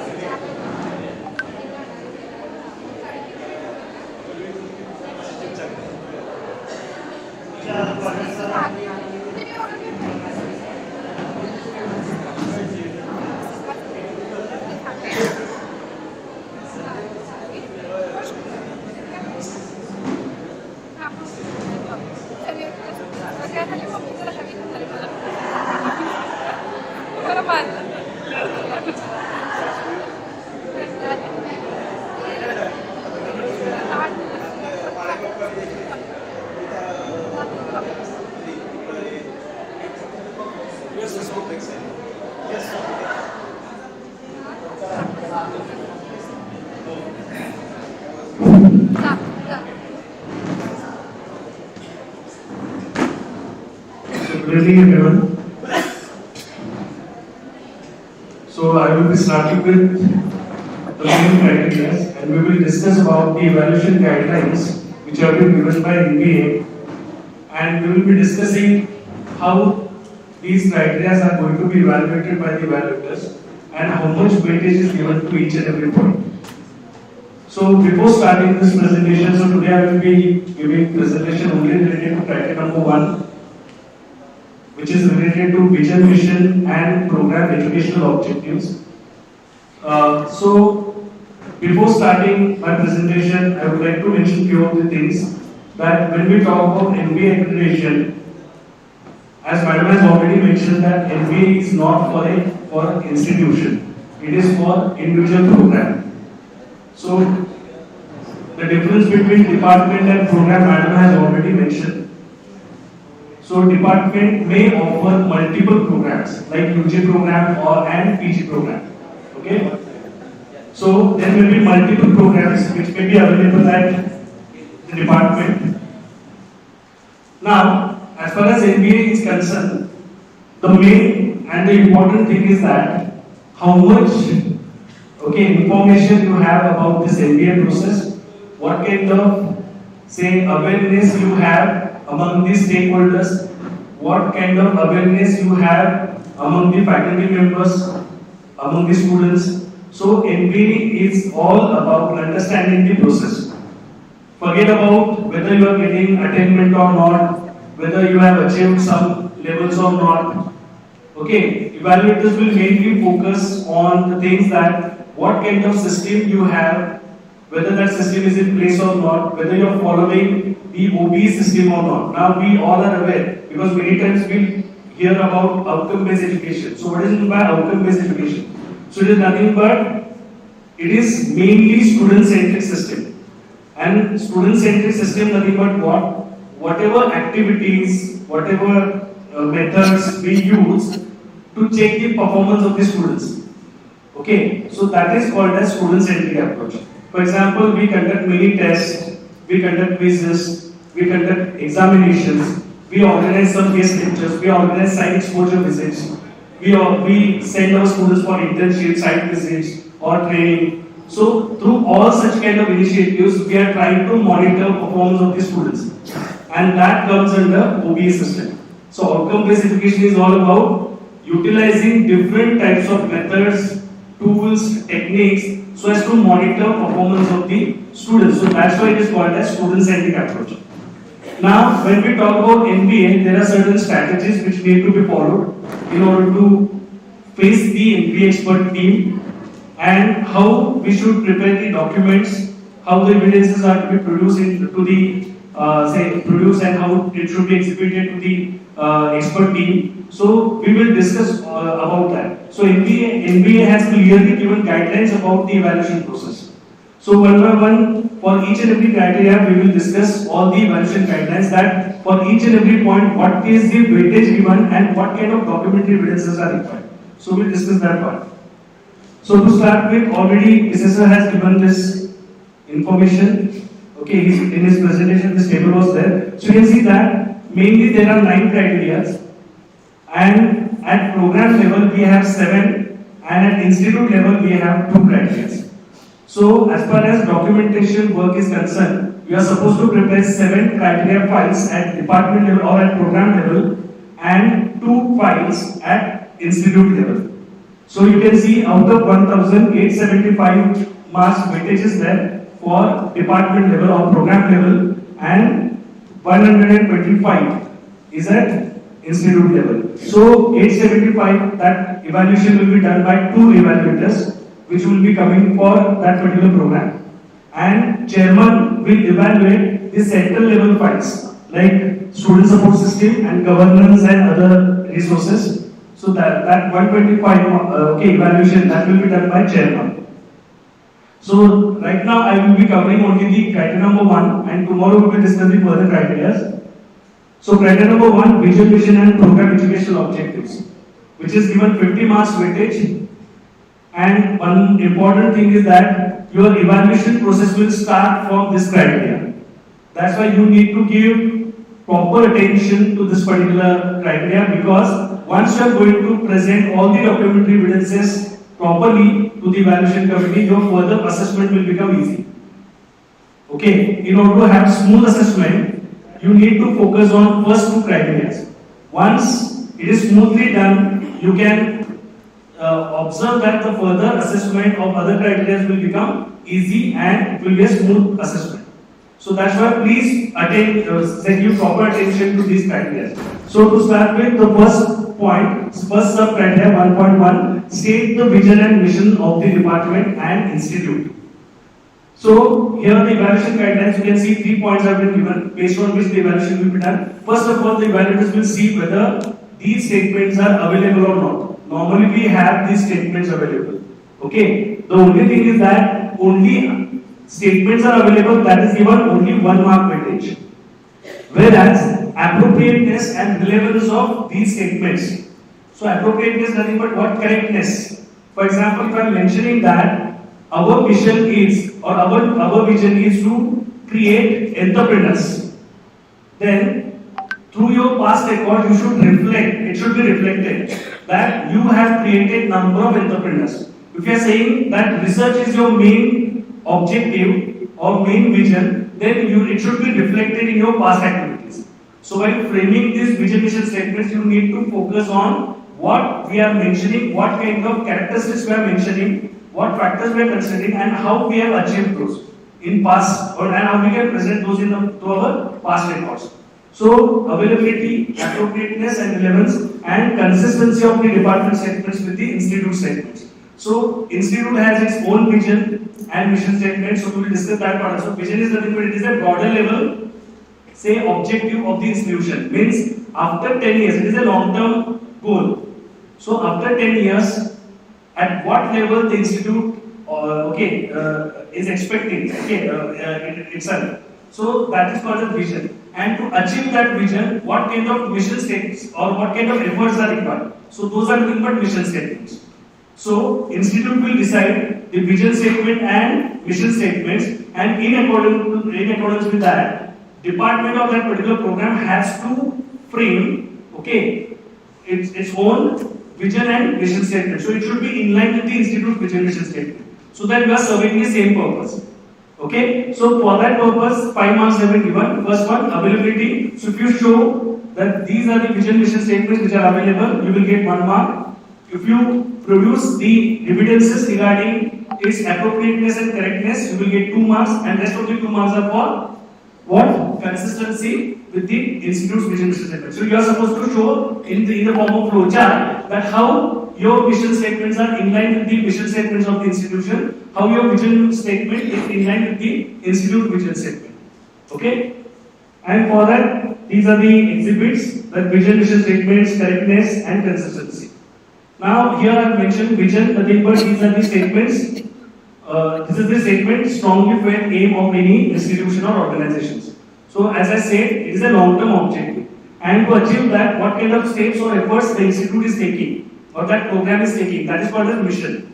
Then program educational objectives, which we are going to see in the next part. So program educational objectives are nothing but these are the statements. Okay, they are supposed to prepare by considering our pass out students. For example, once the students are going to be pass out from a particular program, they are going to work in industry or they are going to work in any or say other organization. They will go for higher education. So after their graduation, okay, at the point of say 4 to 5 years, after 4 to 5 years, where okay, what kind of skill sets we are expecting from those graduates? So we need to think those and accordingly we should frame these statements. So program educational objectives, nothing but these are the broad statements that describe the career and professional accomplishments in 5 years after graduation. So whenever students are going to get graduated, then after 4 to 5 years, at what level we are expecting, what kind of skill sets they should exhibit during that point of time. So keeping that in mind, we should frame these statements. So for that, we can make use of the action verbs which have been given in Bloom's taxonomy, okay, which we are going to see in criteria number 3. And according to those action verbs, we can frame these statements. For example, I am expecting that after graduation, when our graduates are going to work in any industry, then we are expecting that they should solve the real life problems or industry problems. Okay, that is what my expectation is.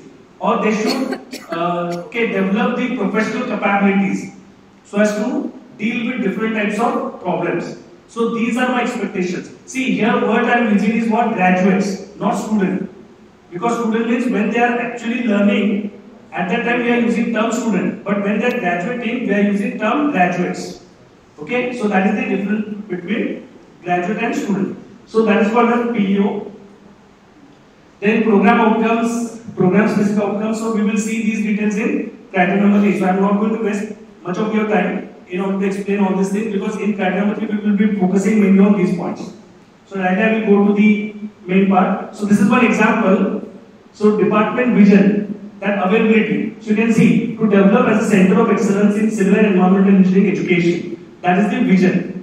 And in order to achieve this vision, what are the mission statements? To impart essential technical knowledge, skills and environmental ethics among the students. Then to develop professional capabilities to meet changing social and industrial needs and to build up base for research and consultancy activities. Now by framing these statements, I need to see that whether these are correct or not, whether these are appropriate or not. So here, first one. As far as my department is concerned, we are the only institution in Maharashtra which is offering program in this particular domain.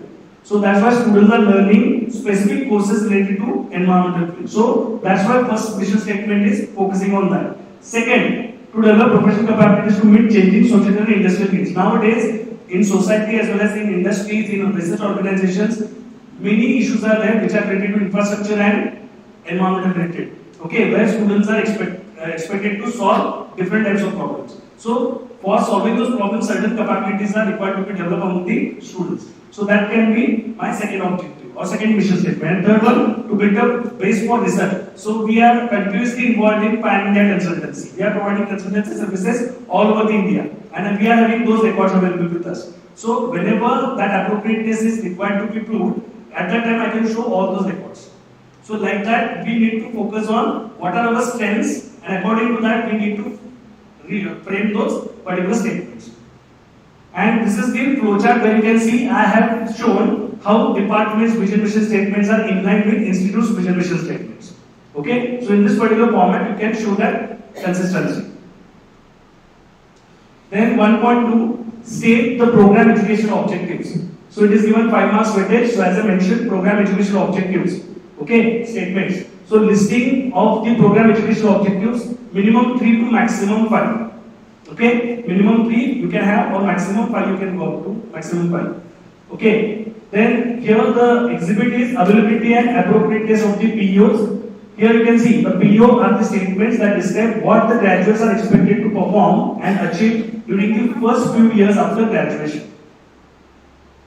Now, here, while framing the PEOs, certain guidelines are mentioned specifically here that some factors we need to consider are the PO should be consistent with the mission of the institution. Second, all the stakeholders should participate in process of framing these POs. So how, that I will show you in the next point. How we are involving our stakeholders in this entire process. So while defining vision mission statements or POs, we should involve all our stakeholders like parents, industries, consultants, our students, alumni. So all these people should be involved, even faculty members also. Okay, so how we can involve all these people in framing these statements. Then the number of POs should be manageable, like 3 to 5, and it should be based on the needs of the stakeholders. This is one example, PO 1, like solve, the graduates will be able to solve similar amount engineering problems and pursue higher studies using solid foundation in basic science courses. Okay, basic science and engineering sciences courses. Then they will be able to design, execute and operate various similar environmental systems. This is another PO. So like that you can frame all these kind of statements. Then 1.3, to indicate where and how the vision, mission and PO are published and disseminated. Now you can see here two terms have been used, where these statements are published and where these statements are disseminated, where this information is disseminated. So publication means, okay, we are making these statements available for the readers, maybe internal or external. So they will go to that particular platform and they will read those statements. Whereas dissemination is nothing but we are conducting some sessions and we are conveying that information to the stakeholders. For example, where we publish normally, so see here, it is given 10 marks weightage. So adequacy in respect of publication and dissemination. I will show you some examples. Like for example, on website, in your test booklet, on journal, or in your course file, or in your classrooms, laboratories, corridors, HOD cabin, staff rooms. So wherever you are publishing all these statements, so you should give the list of all those platforms. And dissemination nothing but what, during student induction programs, during parents meet, alumni meet, or faculty development programs, student development programs, we are disseminating this information to the students. We are making our students aware about the OBE system, about NBA, about vision, mission of the institution, of the department, what is meant by PEO, what is meant by course objective, course learning objective, what is meant by course outcomes. So we are giving this information to the students. Why we are doing this? Because when evaluators are directly interacting with the students during the visit, they will ask the faculty member to stay outside and they will directly interact with the students. And they will see whether students are aware about this OBE system or not. So in order to create that awareness, we should create this awareness among the, we should conduct these kind of, say, activities. So here we can see one example, like where these are published. So you can see this is the list, college website, Moodle, department notice board, HOD cabin and so on. So these are the platforms where we publish the information. And these are the programs where we disseminate the information. And as far as the criteria files are concerned, we need to produce all the evidences regarding this. Okay? Then 1.4, see the process of for defining the vision mission of the department. Now here, how we define our vision mission statements. Is it like once we are going to decide these statements, we are directly publishing? No. We should follow certain steps. We should take the approvals from the respective bodies, and then we should publish it. Okay. And for that, you can see there are 2 points. So 15 marks weightage is there. So description of process involved in defining the vision mission statement of the department, and description of process involved in defining PO of the department.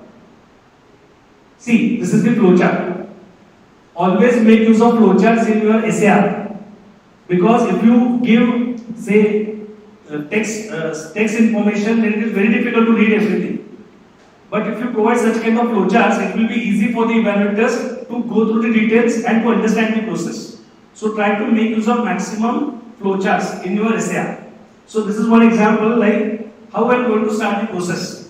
So I will be starting with referring the institute vision mission statement, because our vision mission statement should be in line with the institute vision mission statement. So I am going to refer institute vision mission statement. Then I am going to carry out brainstorming sessions, among the faculty members, and I will prepare the draft. Or we will prepare the draft. Once the draft is prepared, that draft is sent to the different stakeholders. So you need to define your stakeholders. Who are your stakeholders? So we are sending this, Okay, so you can consider hard copies, or you can send email, or you can send Google form, and through that you can collect the responses. Okay, so normally evaluators expect that it should be in soft copy format.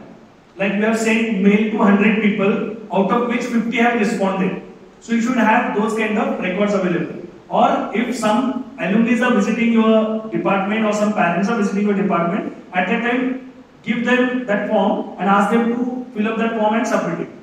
But please do one thing, while preparing such kind of forms or while correcting these kind of forms, that person should sign and should write down the date on which that form is submitted. So date is important. Okay, even when we are sending it to some industries, those industry member, he should sign and he should give seal of that industry. So such kind of details are required. Okay, and some sample is required. It's not like 100, 200 responses are required. But you can contact your alumni, you can contact some parents, and you can collect those responses. Okay, so while framing these statements, we are taking help of our stakeholders. We are involving those stakeholders in this process. So that is this step. Then we take the inputs, then we review the draft and we revise the draft. Once the draft is revised, then we review the draft, okay, in program assessment committee. So madam has already mentioned that each program should have separate program assessment committee, which is comprised of HOD of the department, then class teachers, senior faculty members, okay, so and your MBA coordinator or academic coordinator. So these are the members of that program assessment committee, and the frequency is once in a month. That is the frequency of meeting, and you should minimize all those details. Then that draft, once it is finalized, it is presented to departmental advisory board. So departmental advisory board is another body. Okay, in autonomous systems we are having board of studies. In affiliated system we are having departmental advisory board, which comprised of the HOD of the department, senior faculty members, academic coordinator, MBA coordinator, then industry representative, alumni representative, parent representative. Okay, so these kind of people should be there. Okay, and once in a semester you can conduct that meeting and you can present all the details of that particular semester and you can take approval. Okay, so they should be involved in this, and if they give approval, then you should establish it and you should publish it. If no, then again revise it, again take the approval. So this is the process. Similar to this is the process for PEOs. Now, along with departmental vision mission statements, we are also considering short-term and long-term goals. For example, my goal is to organize some conferences, some faculty development programs, short-term training programs. Okay, it will be a short-term goal. Or suppose my aim is to develop, say, research center. It will be a short-term goal. Whereas long-term goal, nothing but we want to we want to implement. Let us say nowadays people are talking about NEP. So by 2030 we are supposed to implement that NEP in the system. So it is a long-term goal. Okay, it may be a long-term goal. So like that we need to define what are your short-term goals and long-term goals, and accordingly define that. And again you can see same procedure is there. Okay, so this is the process we need to follow. Then 1.5, which is the last point of this criteria number 1.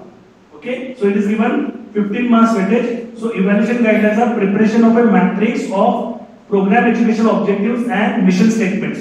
It is given 5 marks weightage. So whatever our mission statements are there, these mission statements and POs need to be mapped at level 1, 2 and 3. So 1 indicates low level, 2 indicates moderate level, and 3 indicates substantial or high level. Okay, so according to that we need to map it and we need to give justification for that. So justification, consistency of justification of that matrix is given 10 marks weightage. So here one example. So whatever POs I have shown you, so these are the PO statements and these are the mission statements. So our mission statement number 1, whatever example I have presented, so is technical knowledge, skills and environmental ethics. These are the key factors. So you can see the first PO is mapped with 3, means it is mapped at high level with mission number 1. It is mapped at 2, moderate level with mission number 2, and moderate at mission number 3. So like that, after conducting number of sessions and number of brainstorming sessions, you need to prepare this kind of matrix. And once the matrix is prepared, you need to give justification like this. Okay, this is what is expected in SAR. For example, PEO number 1 is solve civil and environmental engineering problems and pursue higher studies using solid foundation in mathematics, science and technology.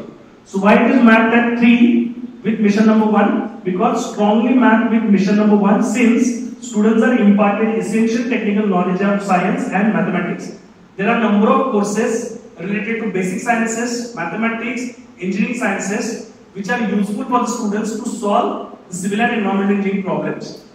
Okay, there are number of courses and all the levels are covered in those courses. So that is going to help our students to solve the problems in that particular domain.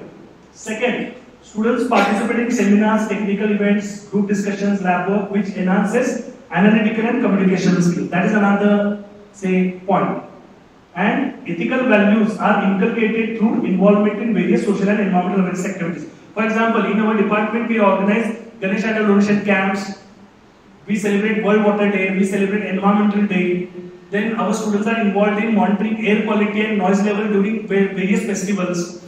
They carry out projects in the domain of environmental engineering. So these are some of the reasons because of which certain ethical values are developed among the students.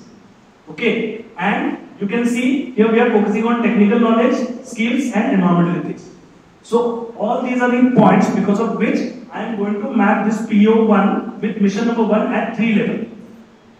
Then moderate level 2, moderately mapped with mission number 2 since professional capabilities to solve problems will enhance over the period of time. We cannot expect that once the student is going to be graduated, immediately he will start developing those professional capabilities and within 1 year he will develop those capabilities. It is not going to happen. Over the period of time when he is going to work on different projects, when he will come across various people, over the period of time those capabilities will be developed. So it will take some time. So that's why it is mapped with 2, moderately mapped with mission number 2. Similarly, research and consultancy. It is moderately mapped with mission number 3 since students can employ fundamental knowledge of science, mathematics and technology in research and consultancy. Because we cannot expect that all students will go into research. Am I right? Few students, they are interested in research, that's why they go for higher education, they will go for startups, they will go for developing some new technologies. Okay, so very few students will be involved in that. So, and even if your students are involved in some consultancy activities, some industry given problems, then accordingly we can map this. So, for mapping and justification, we need to discuss and accordingly we need to give the proper justification for that. So, this is regarding criteria number 1. Yes. So, if you have any questions, okay, because we are having very less time, so I have covered only criteria number 1. If you have any question related to criteria number 1, you can ask your question. Yes, any question, ma'am, sir? Sir, this session is पहिला त्यामध्ये काही queries असतील, काही शंका असतील. Basically pre qualifier कसं भरायचा किंवा क्रायटेरिया बद्दल सरांनी सांगितलं. त्याबद्दल काय क्वेश्चन्स असतील किंवा काही डिस्कशन्स असतील, काही सजेशन्स असतील.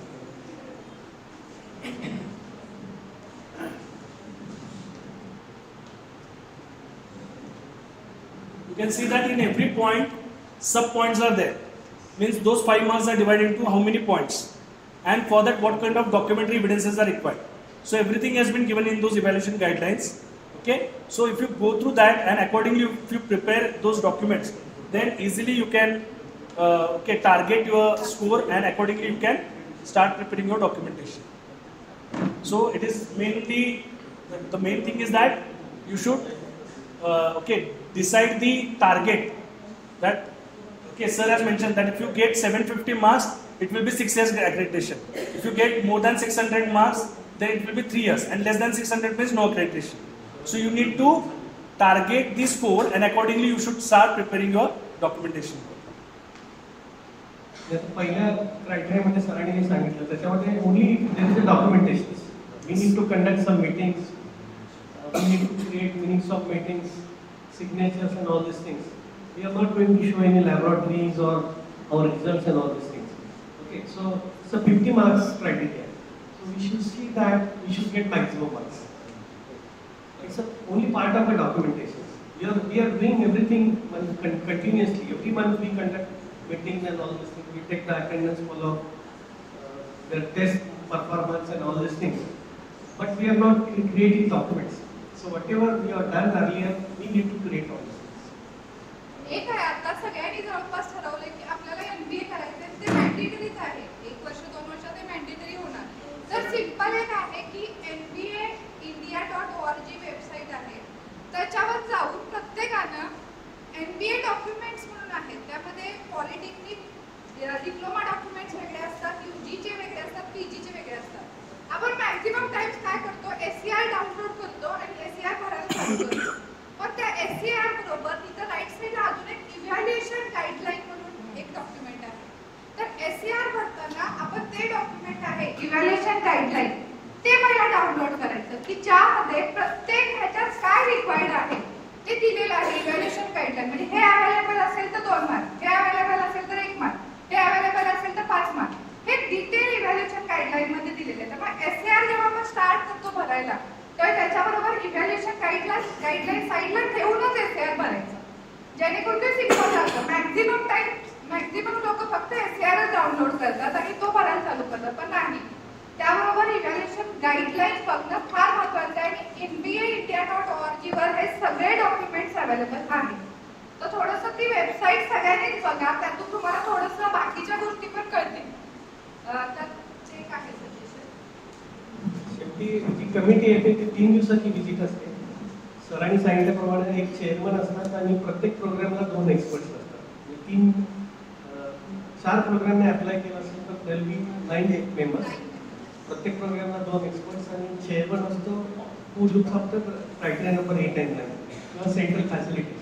म्हणजे एक्सपर्ट्स असतात ते डेडिकेटेडली प्रिन्सिपलचं प्रेझेंटेशन झालं की 2 दिवस ते प्रोग्राममध्ये असतात आणि ते ज्यावेळेला इव्हॅल्युएट करतात ते हॅव्हिंग देअर इव्हॅल्युएशन जे आपले जे गाईडलाईन मॅडमने सांगितले त्या ते बघून ते बसलेले असतात. तसं मला हे डॉक्युमेंट दाखवा, ही सॅटिस्फाईड, ही गिव्ह मार्क्स. तर 1000 मार्क्सची असेसमेंट कशी आहे हे प्रत्येक मार्क्सचं एव्हिडन्सेस काय लागणार ते दिलेलं आहे. It's very crystal clear. कुठल्याही प्रकारची ॲक्टिव्हिटी नाही. तर ते SCR करताना आपण त्या पद्धतीने केलं, तशी एव्हिडन्सेस गोळा केले तर नो एनी इश्यू. आपण ते we need to see that की वी आर क्रॉसिंग 650+. तर त्या केसमध्ये for getting 3 years accreditation is not issue. आम्हाला MSBTनं PO, CO, PO सगळं दिलेलं आहे. हो, आम्ही पाहिलं ते इव्हन वेगळं करायचं शकताय का? बरोबर सांगतो. मराठा मंडळामध्ये आम्ही बघितलं ते, त्यांचं बरंच पुढे आम्ही गेलो. इव्हन गारगोटी पॉलिटेक्निकमध्ये पण आम्ही ते बघितलं. तर त्यांनी जे दिलं आहे can use as it is, no issue. पण तुम्ही कन्व्हिन्स पाहिजे किंवा जर एक्सपर्टने विचारलं तर you need to satisfy, you need to justify बाबा हे दिस इज करेक्ट. त्याच्यामध्ये दाखवणार आहे की MSBTने दिलेले CO ते तुम्ही मॉडिफाईड कसे करू शकता. एक एक्झाम्पल उद्या मध्ये घेणार. You can use as it is, no issue. पण त्याचं अंडरस्टँडिंग आणि ते एक्सपर्ट्स असतील त्याचं justification if you are able to do that then no issue. You can use as it is. पण ते ॲज इट इज घेतले म्हणजे त्याच्या बाजू ब्रेनस्टॉर्मिंग नाही आहे किंवा समजलं नाही असं आहेत तसेच आम्ही घेतले, आम्हाला काय यातलं माहित नाही असं नाही. आता यासाठी MBAचे काही सॉफ्टवेअर्स पण आहेत. सॉफ्टवेअरमधलं पण बरेच लोक करत असतात, पण it is not a good approach. आपल्याला ते काम करत असताना जे अंडरस्टँडिंग होतं that is very important. OBE कॅल्क्युलेशनचे काही सॉफ्टवेअर वगैरे आहेत. So we are not recommending that. ते आपण केल्यानंतर जसं तुम्ही केलं की तुम्हाला लक्षात राहतं. सॉफ्टवेअरमध्ये घातलात व्हॅल्यूज तर ते काय तर काढणार, अटेनमेंट काढणार, सगळं काढणार, पण त्याला अर्थ नाही. तर हे स्वतः प्रॅक्टिस करणं, स्वतः एव्हिडन्सेस तयार करणं किंवा असतील ते दाखवणं, प्रेझेंट करणं दिसेल. हे इव्हॅल्युएशन गाईडलाईन सरांनी हे इव्हॅल्युएशन गाईडलाईन प्रत्येक ह्याच्यामध्ये डिटेल दिलेले आहे की तुम्हाला एक्सपेक्टेड काय आहे. 1000 मार्क्स कसे मिळतात, ते कुठले एव्हिडन्स दाखल्यानंतर किती मार्क्स मिळतात, ते इतकं डिटेल दिलेलं आहे, अगदी क्लिअर. आणि ते प्रत्येक criteria wise sub point wise सगळं दिलेलं आहे. क्रायटेरिया 1 आणि 2 हे फक्त it is related to documentation. ते फुल मार्क्स मिळाले पाहिजे की असं टार्गेट करून आपण करायचं. काही ठिकाणी आपल्याला मार्क्स मिळत नाही. फॉर एक्झाम्पल आता एक पॉईंट असा आहे की इंडस्ट्री डोनेटेड लॅबोरेटरीज. आता एखादी लॅब कुठे इंडस्ट्री डोनेट केली नसतं तिथं काहीच मार्क्स मिळत नाही. किंवा कन्सल्टन्सी मेनी टाइम्स इंजिनिअरिंगला पण होत नाही, पॉलिटेक्निकला पण इतकं कन्सल्टन्सी होत नाही. सिव्हिल इंजिनिअरिंगमध्ये थोडंफार होत असेल, पण many of the department they are don't have consultancy. तर त्याचे मार्क्स जातात आपल्याला. हे सगळे समजून ज्या ठिकाणी स्कोअर करता येतो त्या ठिकाणी मॅक्सिमम स्कोअर केला.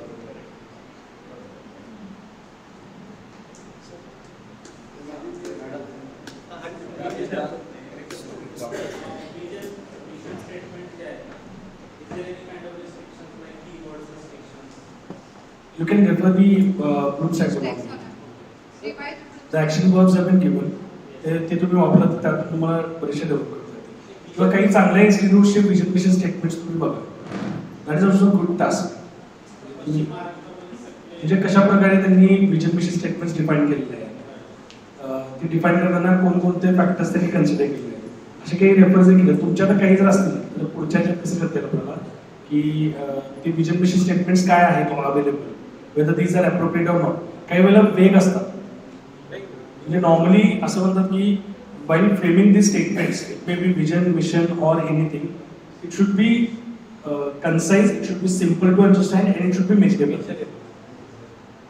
बऱ्याचदा आपण काही वर्ड्स वर्ल्ड क्लास युनिव्हर्सिटी असं नाही होत. वर्ल्ड क्लास आपण म्हणजे वर्ड असे वापरायचे नाहीत की जे आपण प्रूव्ह नाही करू शकत. विजन विचार तर प्रत्येकाला सांगता येईल. आणि व्हेरी सिम्पल. अजून एक म्हणजे मगाशी जे तुम्ही सांगितलं की MSBTने हे सिलेबसमध्ये ऑलरेडी विजन मिशन स्टेटमेंट दिले, COs दिले, ते बघणं. काही वेळा त्या COs मध्ये ऍक्शन वर्ब्स जे अंडरस्टँड टू लर्न असतं. अंडरस्टँड म्हणायला आपण कसं मेजर करणार ना, it is abstract idea. Okay, it is just a concept, so we can not measure that. तर त्या केसमध्ये आपल्याला काय करायला लागतं, मग आपण इंडिकेटर्स वापरतो ते मग आपण कन्वर्ट करतो. आता त्यामुळे ॲबस्ट्रॅक्ट आयडियाच्या ऐवजी आपल्याला मेजरेबल वर्ब्स यूज करतात. म्हणजे students will be able to solve, students will be able to define, students will be able to explain, students will be able to demonstrate. हे कसे आहेत, मेजरेबल्स आहेत. असंच तुम्हाला PO स्टेटमेंट्स करताना, POs मध्ये पण आम्ही यूज करताना सॉल्व, डिझाईन, डेव्हलप, पीओ काय ऑलरेडी दिले, अप्लाय. आणि POsला कसं आहे, तुमच्या केसमध्ये 7 ग्रॅज्युएट ॲट्रिब्यूट्स दिलेले आहेत. ते आपण क्रायटेरिया 3 मध्ये बघूया असते. त्या 7 ग्रॅज्युएट ॲट्रिब्यूट्स प्रमाणे फक्त एक काय आहे की विजन स्टेटमेंटचे, विजन किंवा मिशन स्टेटमेंटचे MSBT मध्ये दिलेत ते. आता ते कसं आहे माहिती आहे की प्रत्येक इन्स्टिट्यूटच्या कोर व्हॅल्यूज वेगवेगळ्या असतात. बरोबर आहे ना? सगळ्यांचे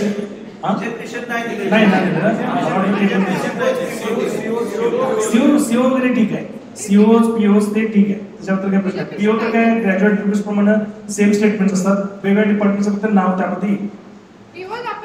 हा, पीओचा काय प्रश्न आहे, पीओ विजन मिशन हे आपल्याला डिफाईन करतात. PSO तुम्ही तुमच्या डिपार्टमेंटच्या ज्या स्ट्रेंथ आहेत त्याप्रमाणे ऍक्च्युअली PSO या प्रोग्राम स्पेसिफिक आउटकम्स आहेत. म्हणजे फॉर एक्झाम्पल आता तुमचं जर रुरल मध्ये असेल आणि एखादं कॉलेज ते सिटी मध्ये आहे, त्यांच्या PSO त्यांच्या तुमच्या PSO मध्ये फरकच येणार ना, कारण रुरल एरियामध्ये मुलांचे आउटपुट वेगळे असतात आणि सिटी मधल्या मुलांचे. पुण्याच्या कॉलेज आणि आपलं जर कोल्हापूर साताऱ्याचं कम्पेअर केलं तर इट्स नॉट सेम ना, आउटकम सेम असू शकत नाही. त्या केसमध्ये थोडंफार तुम्ही तुमच्या डिपार्टमेंटच्या स्ट्रेंथ्स आहेत, तुमच्या जे काही ऍक्टिव्हिटीज आहेत, तुमचे प्रोजेक्ट्स आहेत त्याला रिलेटेड करा आणि ते अटेंडमेंट करा.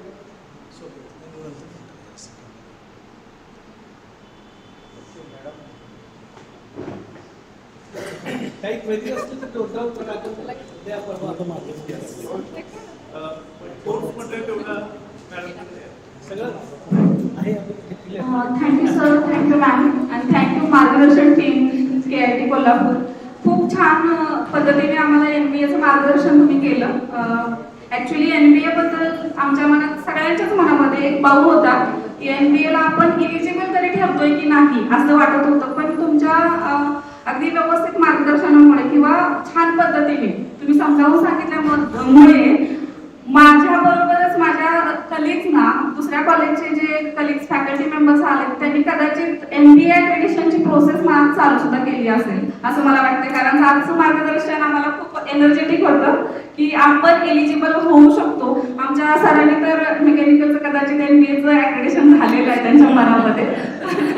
आज आपला क्रायटेरिया फक्त फर्स्ट झालाय, अजून आपल्याला 9 क्रायटेरिया पर्यंत जायचंय, तरी 3 दिवसासाठी आपल्याला इथं परत यायचंय. तर bye as a coordinator, I would like to request Mrs. Bhageshri Khorpade madam to give vote of thanks and conclude this session.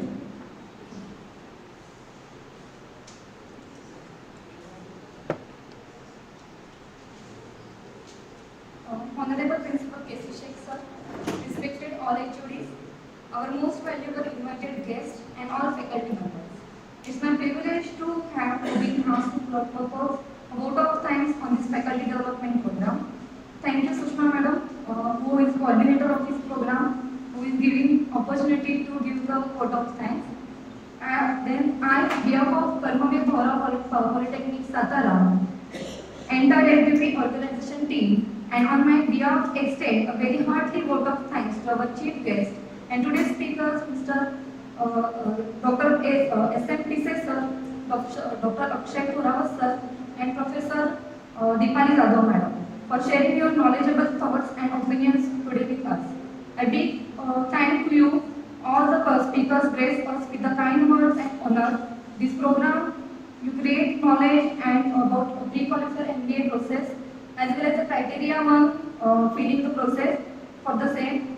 Then I would like to thank our principal sir, who is president of this program and continuously guiding to us for this FDP.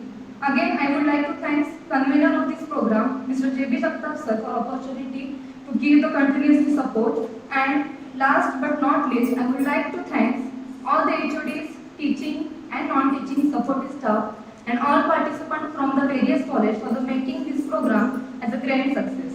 Thank you. Now, by taking the permission of this coordinator of this program, Mrs. Jadhav madam, to conclude today's session, we will meet our next session at tomorrow, sharp 2:30 p.m. Thank you.